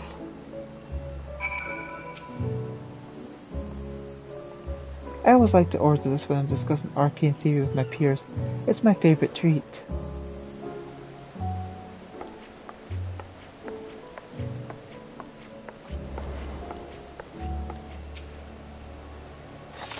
Gods above, I'm starving. I've never known the service to be this slow.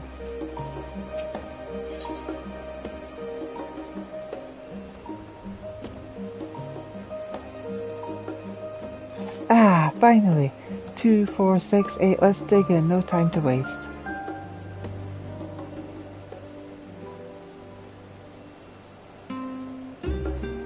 What? The Tefla? Ah yes, I remember seeing the name in the latest Gazette. That and some grand claim about the end of days. Same old senseless warmongering. When will these fools grow tired of spilling each other's blood? Best stay out of it, I say. The Forum made the right choice, and I fully support our decision to remain neutral. Last stand really does make the best omelettes in the world. the fluffiest egg, the tortiest sauce. I could eat every day for a year.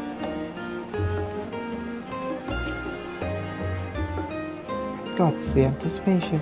I heard it melts in your mouth like the most succulent roast ever made.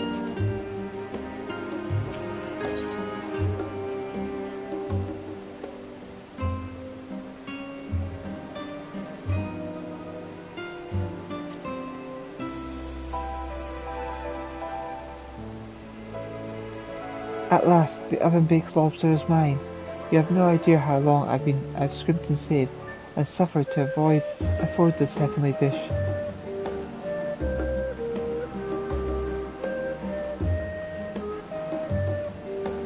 The final days?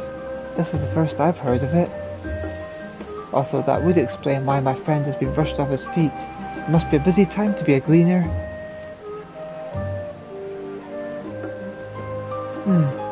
You don't know what a gleaner is? They're collectors of a sort. Travel the world procuring things that we haven't got here in Charlayan. Priceless books, unusual live specimens and so forth. So named for those folk who trail after the reapers in the fields, picking up every grain which was missed. Aye, by all accounts gleaning is most meticulous and demanding profession. If these Tephari make good on their audacity's threats, then many uncategorized rarities could be lost forever. Why else would the gleaners be buzzing about such a frenzy? Watch the harbour, and you'll see what I mean. The curtain loads in from the docks every day. It's never been this hectic before, not like this. I've always wanted to try this meal ever since I saw it served it on the table. Ah, the aroma alone is worth every girl I scraped together.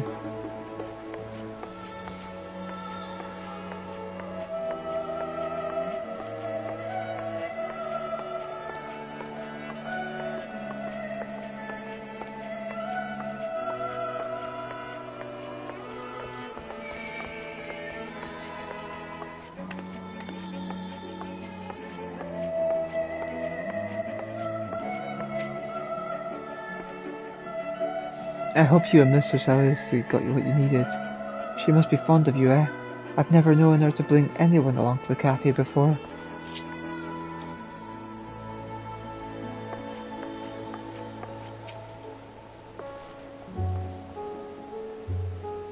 Any trouble with the customers? Were you able to get anyone talking?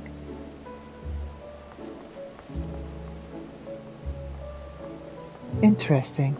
They seem unaware of the final days, aside from whatever vague news the Gazettes are printing. Even Dickon had nothing to offer, and he's the best source of gossip in the city. The Forum does have secret knowledge. Then they've gone to an impressive job of ensuring no one whispers it in the wrong ear. In any case, thank you for playing your part so well. Here, that cup of coffee that I promised.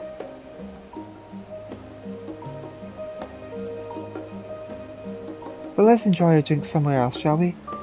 Maybe behind the peristyle, away from the gossips and the wagging tongues?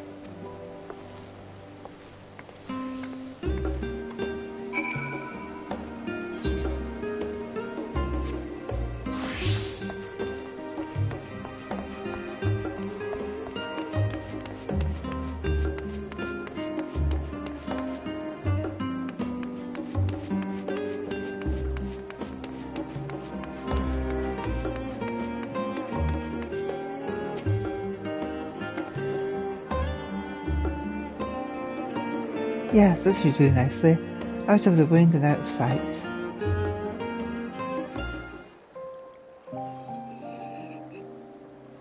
It's snowing!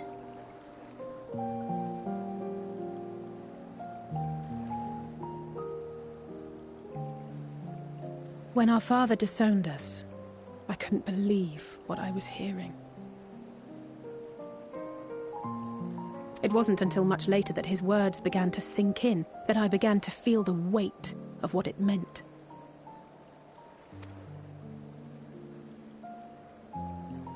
Do you remember when the decision was made to come to Charlayan? Graham said that the Forum was determined to keep us in the dark, and that Father's venomous performance was part of that strategy, to keep us at arm's length. Perhaps it was. Father argued with Grandfather on many occasions, but never with such dismissive contempt. And when he demanded what justifies the sacrifices we make in war, I honestly didn't know what to say. Neither did Alphino, I know, but never for one moment did I believe we had made the wrong choice. So all I could do was fume silently. It was only afterwards that I realized how childish I had been. How being stubborn and self-righteous must run in the family.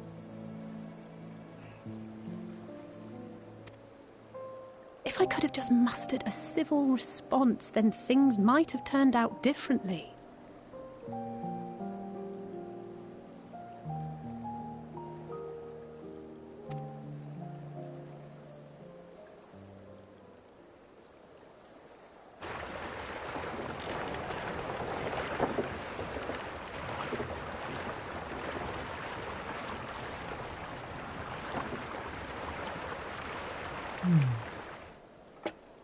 They must be ferrying goods to Labyrinthos.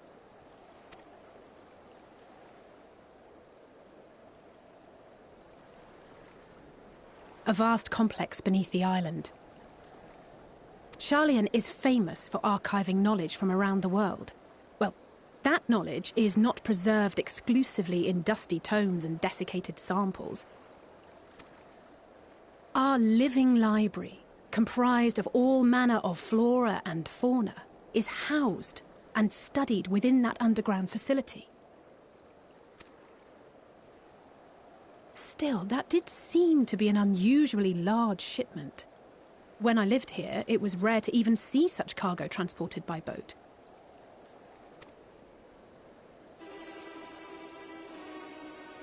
Wait! Didn't you hear something in the last stand about the gleaners coming and going more than usual? Mm-hmm. Well, I think they're the ones we saw manning those boats. And gleaners answer to the Forum. If the appearance of the Telophoroi prompted this sudden burst of activity, then Labyrinthos may hold a clue as to what the Forum is planning. Let's go storm it.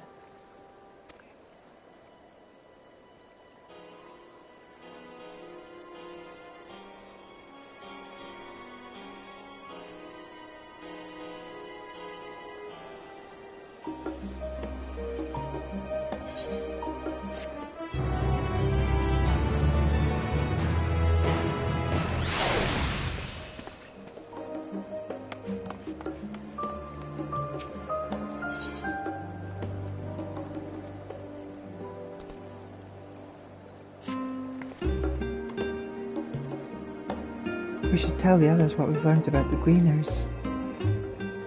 Go on ahead to Numenor, and I'll join you in a moment. Master Dickon will still want his cups back.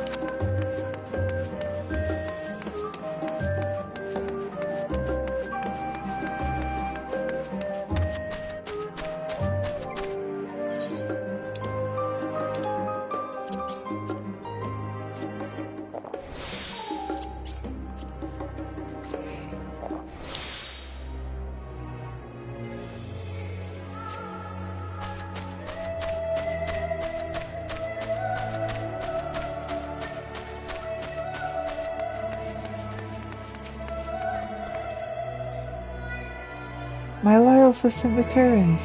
There's a lexicon on the first floor that I need you to, you found something, haven't you?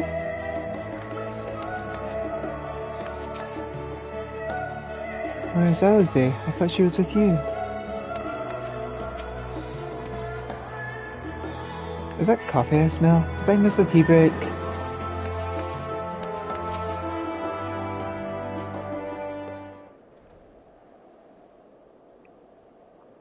Welcome back, Elita. Been for a walk and cleared your head, have you? Not exactly. We did some impromptu investigation and turned up information on the Gleaners.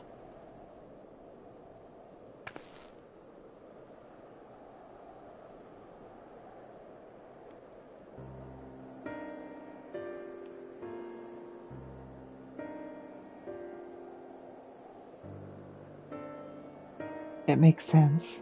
The Gleaners take the request directly from the institutions and bureaucrats, but as you say, they ultimately answer to the Forum. A sudden and significant increase in Gleaner traffic and cargo, it certainly gives the impression of an overarching plan of being put into motion. Let us see what theory we can build from the facts.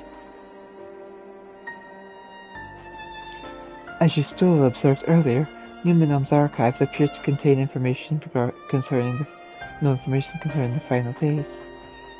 Coupled with what Elita and Elisa learned at the last stand, we can be reasonably sure that most Charlayans know nothing about that particular period of ancient history. Yet my father and his colleagues are not only familiar with the final days, but are also somehow certain that the destruction being perpetrated by the Teklofi is wholly unlike these apocalyptic events. Moreover, the Forum claims to be so occupied by a duty of such pressing importance that they saw fit to unanimously deny Eorzea's request for aid. And now the Gleaners, official agents of the state, have been mobilized on an unprecedented scale.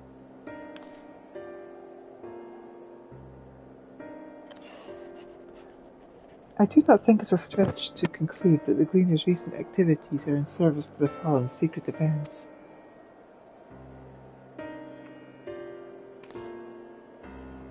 In which case, our next course of action seems obvious. We visit Labyrinthos and assess the situation for ourselves. And if we're lucky, the Gleaners will be far more receptive to our questions.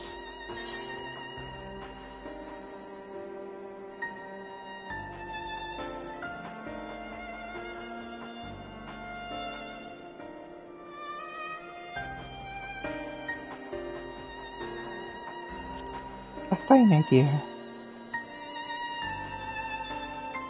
I'm glad you approve. You won't be disappointed, I promise. As for myself, there are a few more subjects I'd like to research.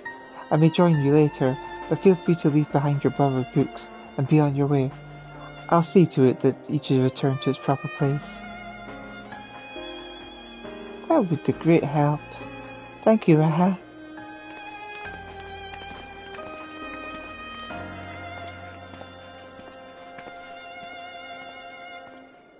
Let's head down the stairs over there and I'll show you where the entrance is.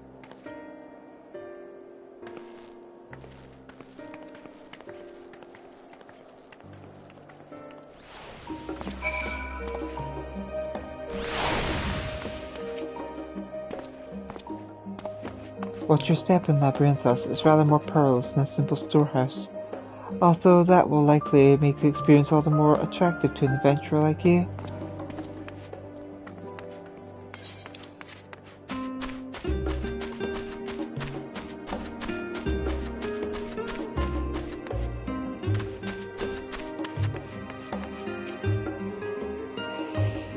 Ready?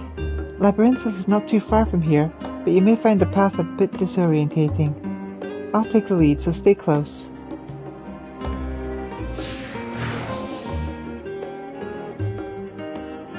Off we go then. This is brisk.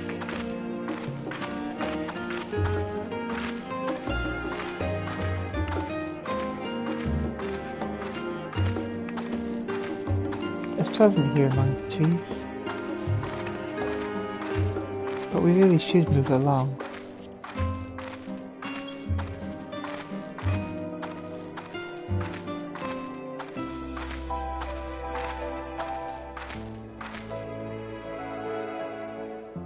Now we run. Try to keep up.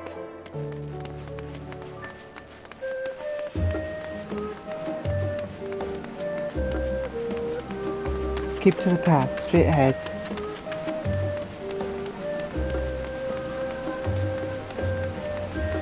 We cross this bridge.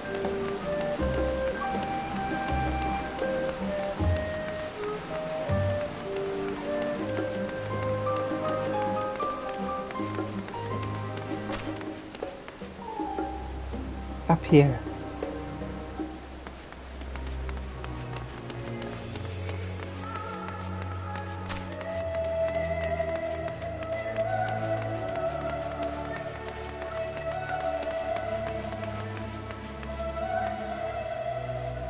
The restaurant, not far now.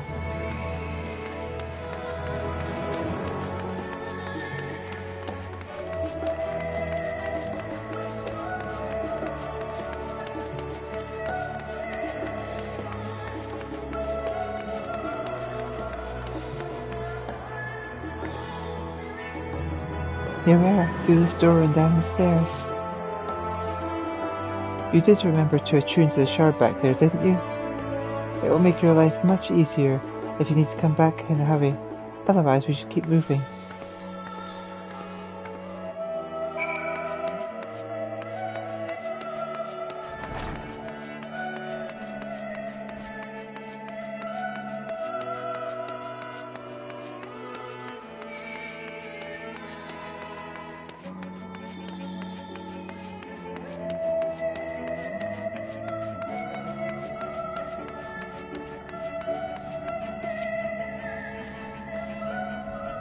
You didn't take a wrong turn into Rostra there, did you? I doubt the Forum would take kindly to barging in on a private session. I've not been to Labyrinthos in the longest time. Even as a student, my visits were few and far between. How did the Forum learn of the final days, and exactly how much do they know? More to the point, what do they intend to do about it? Hopefully the answer to at least one of those questions lies below. Welcome to the Ancient Hall of Artifice. Should you be looking to descend to Labyrinthos, the lift here will take you there.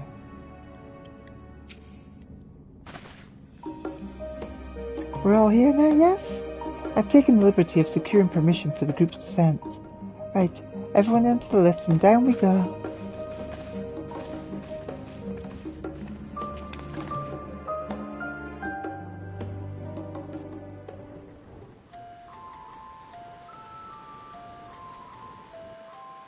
Deep beneath the scholar's city shines a false sun within a fabricated sky. In any age exist those who consider the floor an extension of their bookshelves, and this vault's architects surely belonged to that special breed. If the stack grows too high, start a new one. If no room remains, then make more rooms. A simple solution at first, and then bit by bit, a profound transformation.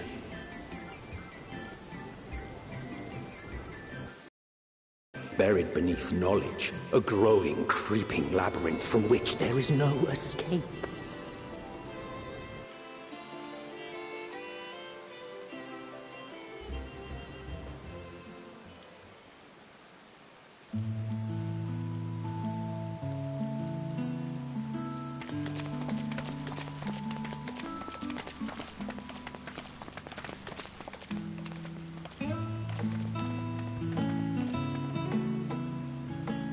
Not what you expected. I must admit, the artifice is very convincing. But I assure you that we are beneath Sharlayan itself. The breeze you feel, the flowing waters you hear, all created by the hand of man. The island is volcanic, you see. And once upon a time, this great hollow must have been a reservoir for magma. It was discovered some 400 years ago, at which point it was repurposed as a storage facility for scrolls and samples and such. Renovations have continued, with nigh on no interruption to this day, with the lower levels still undergoing expansion. Aren't those people gleaners?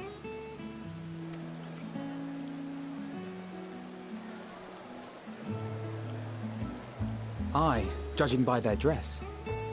They are said to work alone as a rule, but 'twould seem that rule is being enthusiastically broken today. It may be as you suspected, that they are engaged in a task apart from the norm.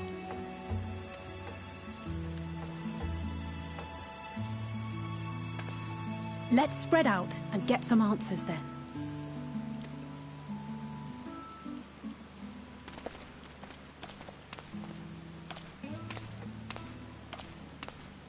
Ugh.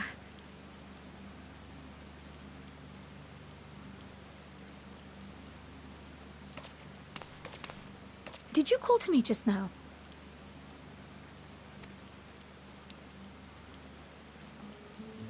No. How odd. I must be a bit dizzy from the descent. I'll be fine, I'm sure. Let's get to work, shall we?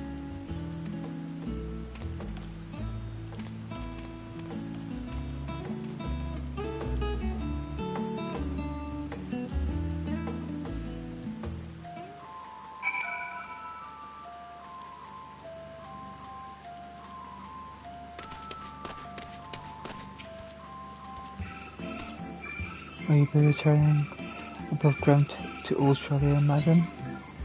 Nah.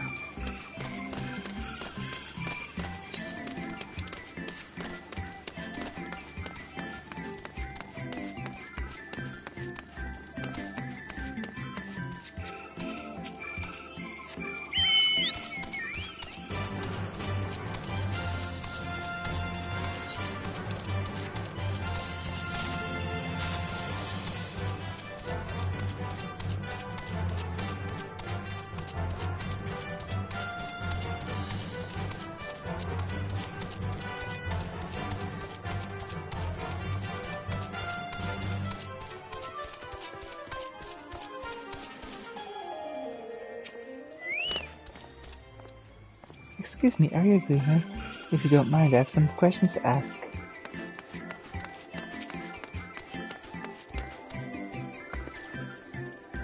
Oh, a fresh face. That's a rare sight. How might I help you, newcomer? Simply put, my job here is to record and classify the gleaner's acquisitions, but the work's anything but simple. We collect all manner of items here in Labyrinthus. Ancient sculptures, artifacts, or specimens, you name it, odds are we have it. And all that needs to be inspected. This is Upper Arcanus, Labyrinthus' primary storage facility for materials delivered via the lift. Here we identify and sort deliveries before they're sent to the Archeon or another facility for safekeeping. You might say that we're a server's entrance for Labyrinthus.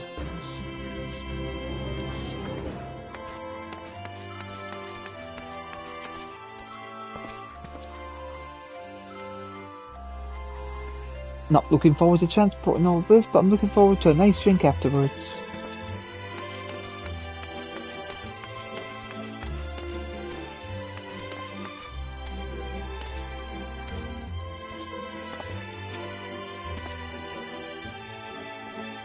You want to know what I'm doing? Hauling books and ore and fauna. If it needs hauling, I haul it. Every decade or so, they take stock in Labyrinthus. You know, sort and tidy up the inventory. Never seen an operation like this before, though. They did one just a few summers ago, even. No warning at all, this mess just gets dropped in their laps. Orders from on high. Damned if I know the reason. Could be that they're changing the layout, eh? Preparing for the next big expansion. The next big expansion.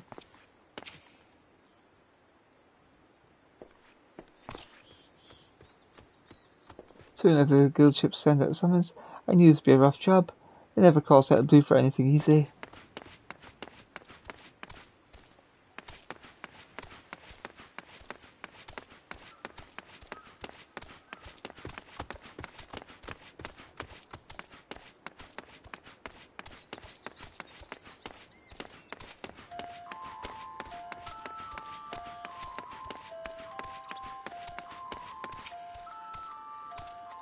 Let me think. Bee seed chippy item 1058. Human seeds 1059. Snowberry 1060. Over the 1061. Ah, my head feels like it's stuffed with local grass. Why, more loads to take out and I carry in. Why do you also want some bricks mixing it up? What if someone mistakes the coursing carrots for the girl burning carrots? What then?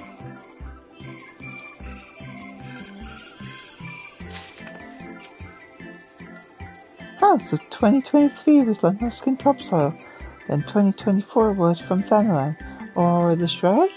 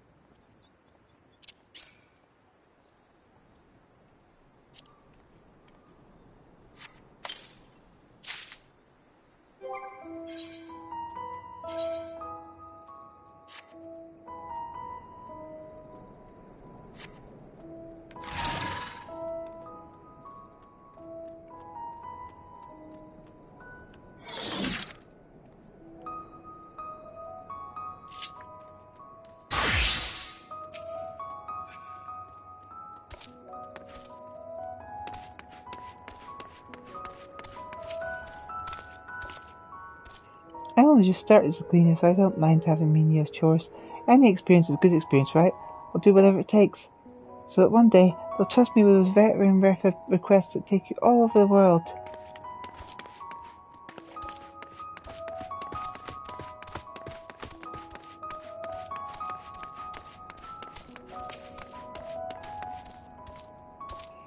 Fascinating. But we could go back to what you were saying earlier. This is for Aporia, this is for Amazon.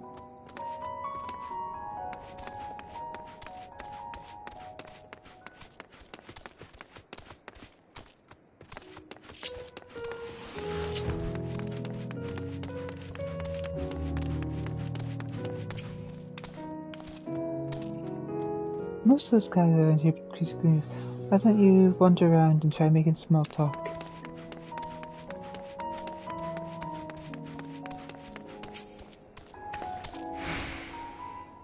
Nay, I am not shirking my duties. I've not been down here in an age and I wish to get my bearings before I went bumbling around. From what I can see, however, there is not obviously out of place. It seems we have to resort to discreet inquiries as usual.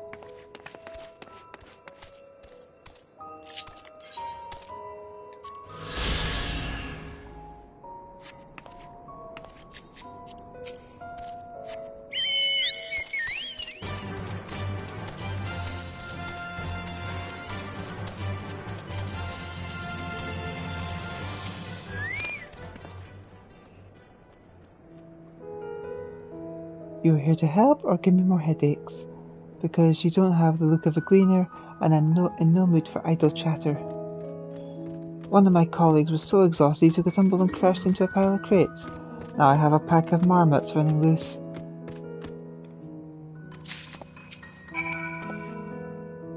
Those little devils are quick as sin and twice as hard to catch. I suppose I better get searching.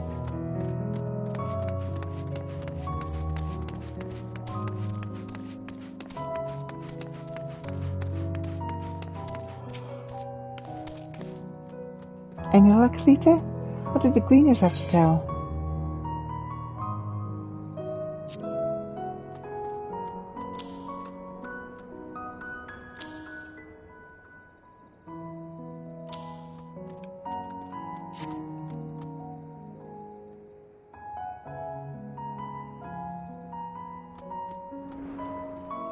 So, this grand operation began without warning, and for every item to bring in, they're sending more inventory somewhere else. That would explain the haggard faces I'm seeing. We were right, the forum's definitely up to something, and they're turning labyrinths upside down in the process.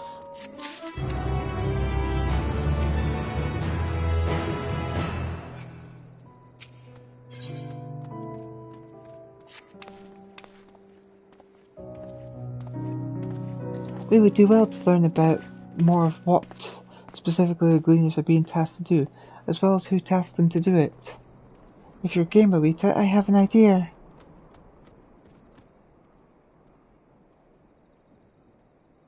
Didn't one of the Gleaners you questioned say something about escaped mammoths? Perhaps if you were to help him capture said creatures, he might be inclined towards a more friendly and enlightening conversation. In the meantime, I will turn my charms upon this Gleaner here. We can compare notes afterwards. Happy hunting!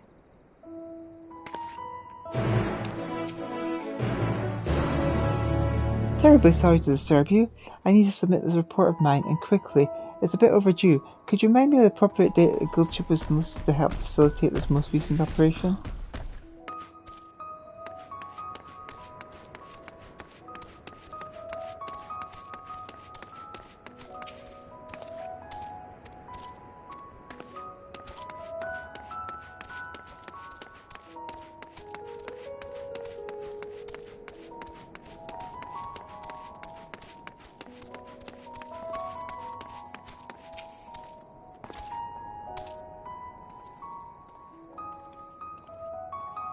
You wish to help me find the mammoths? I've got nothing suitable to pay you for your services, but if you're offering out the goodness of your heart, I'd welcome the assistance.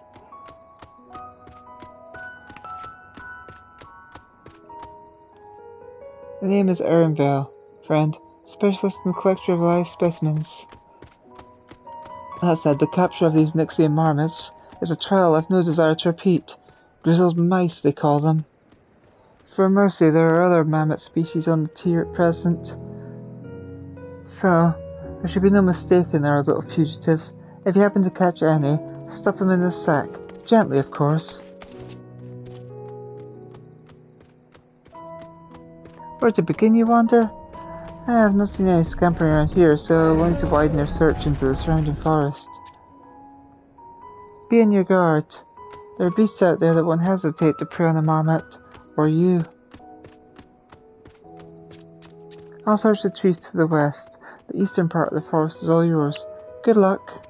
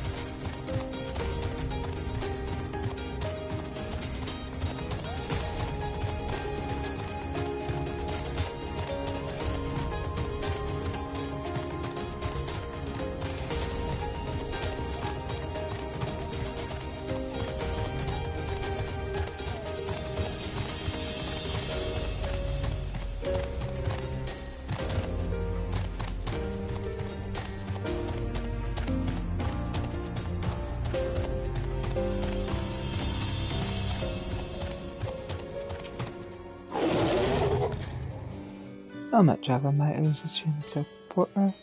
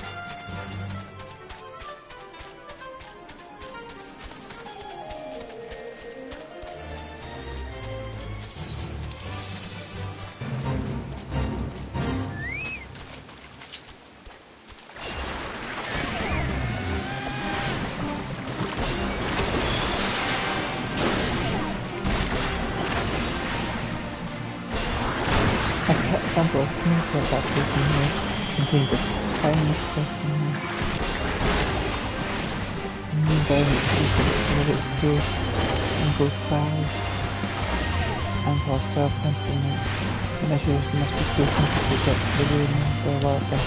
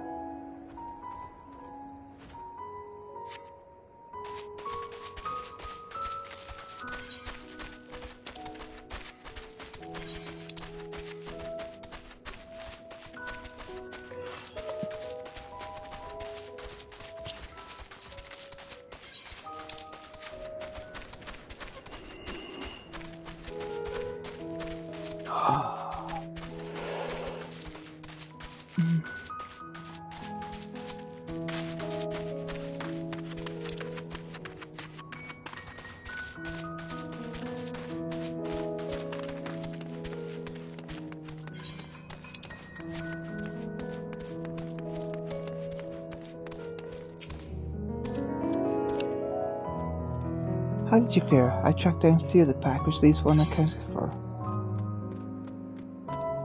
The sack holds the plump, wriggling form of one greatly annoyed grizzled mouse. Ah, there's the old marmot out. Wait here a moment while I put our friends in a holding cage.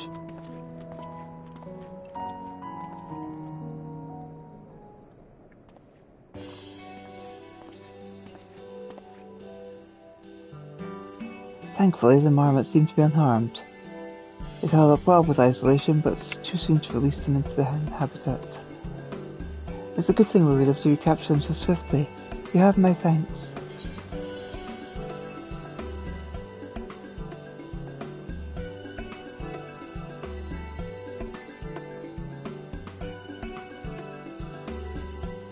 Who tasked you to capture them in the first place?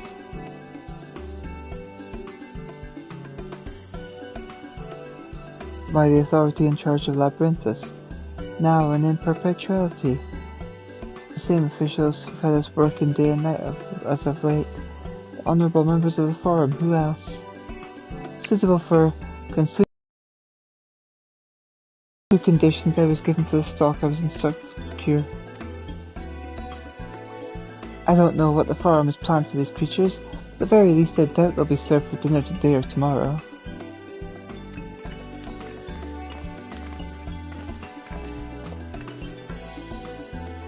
There you are, Elita. Is this the gleaner you mentioned? The one who was looking for lost mammoths?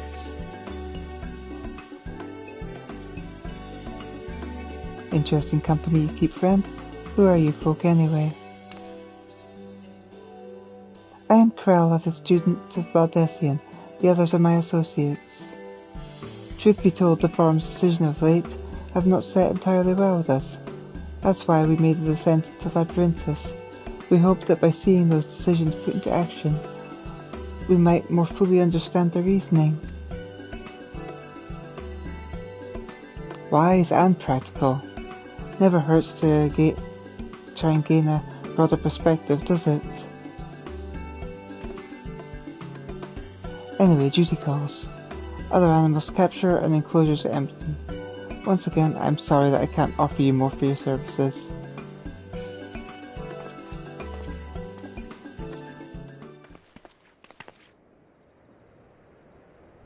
Did you learn anything new from your friend there?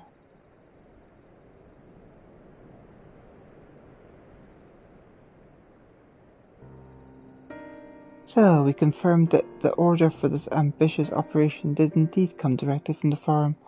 However, the Gleaner's not been informed of its purpose. I'd say that fits with everything we've heard thus far.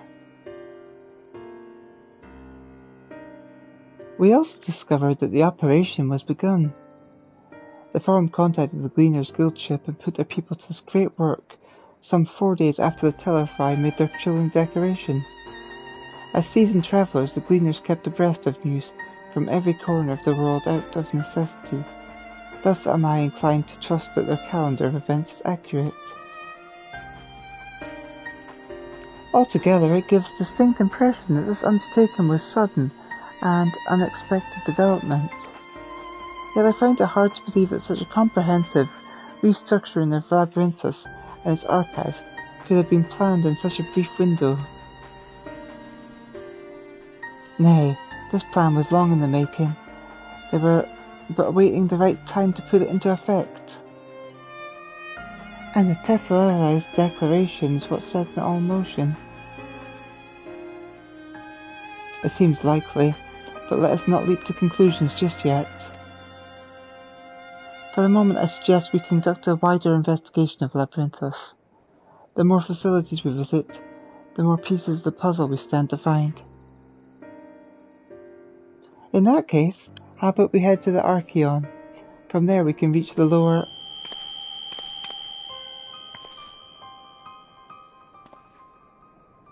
Cryo, what's wrong? I'm fine, truly. The sudden descent has left me with a bit of a headache, that's all. Nothing will stop me from soldiering on. Let's be about it then. At least allow me to take the lead. I'm fairly certain I remember the way to the Archeon. We follow the path east through the forest where you were chasing after that mouse. Or marmot, was it? Anyway, 'tis the trolls you need to watch out for.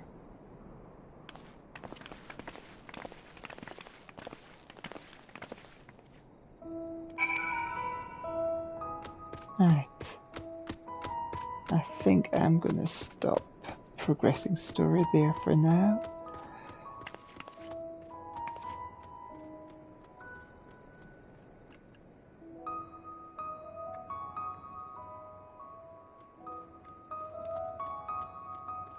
Take care, my darlings. Love you all. Bye.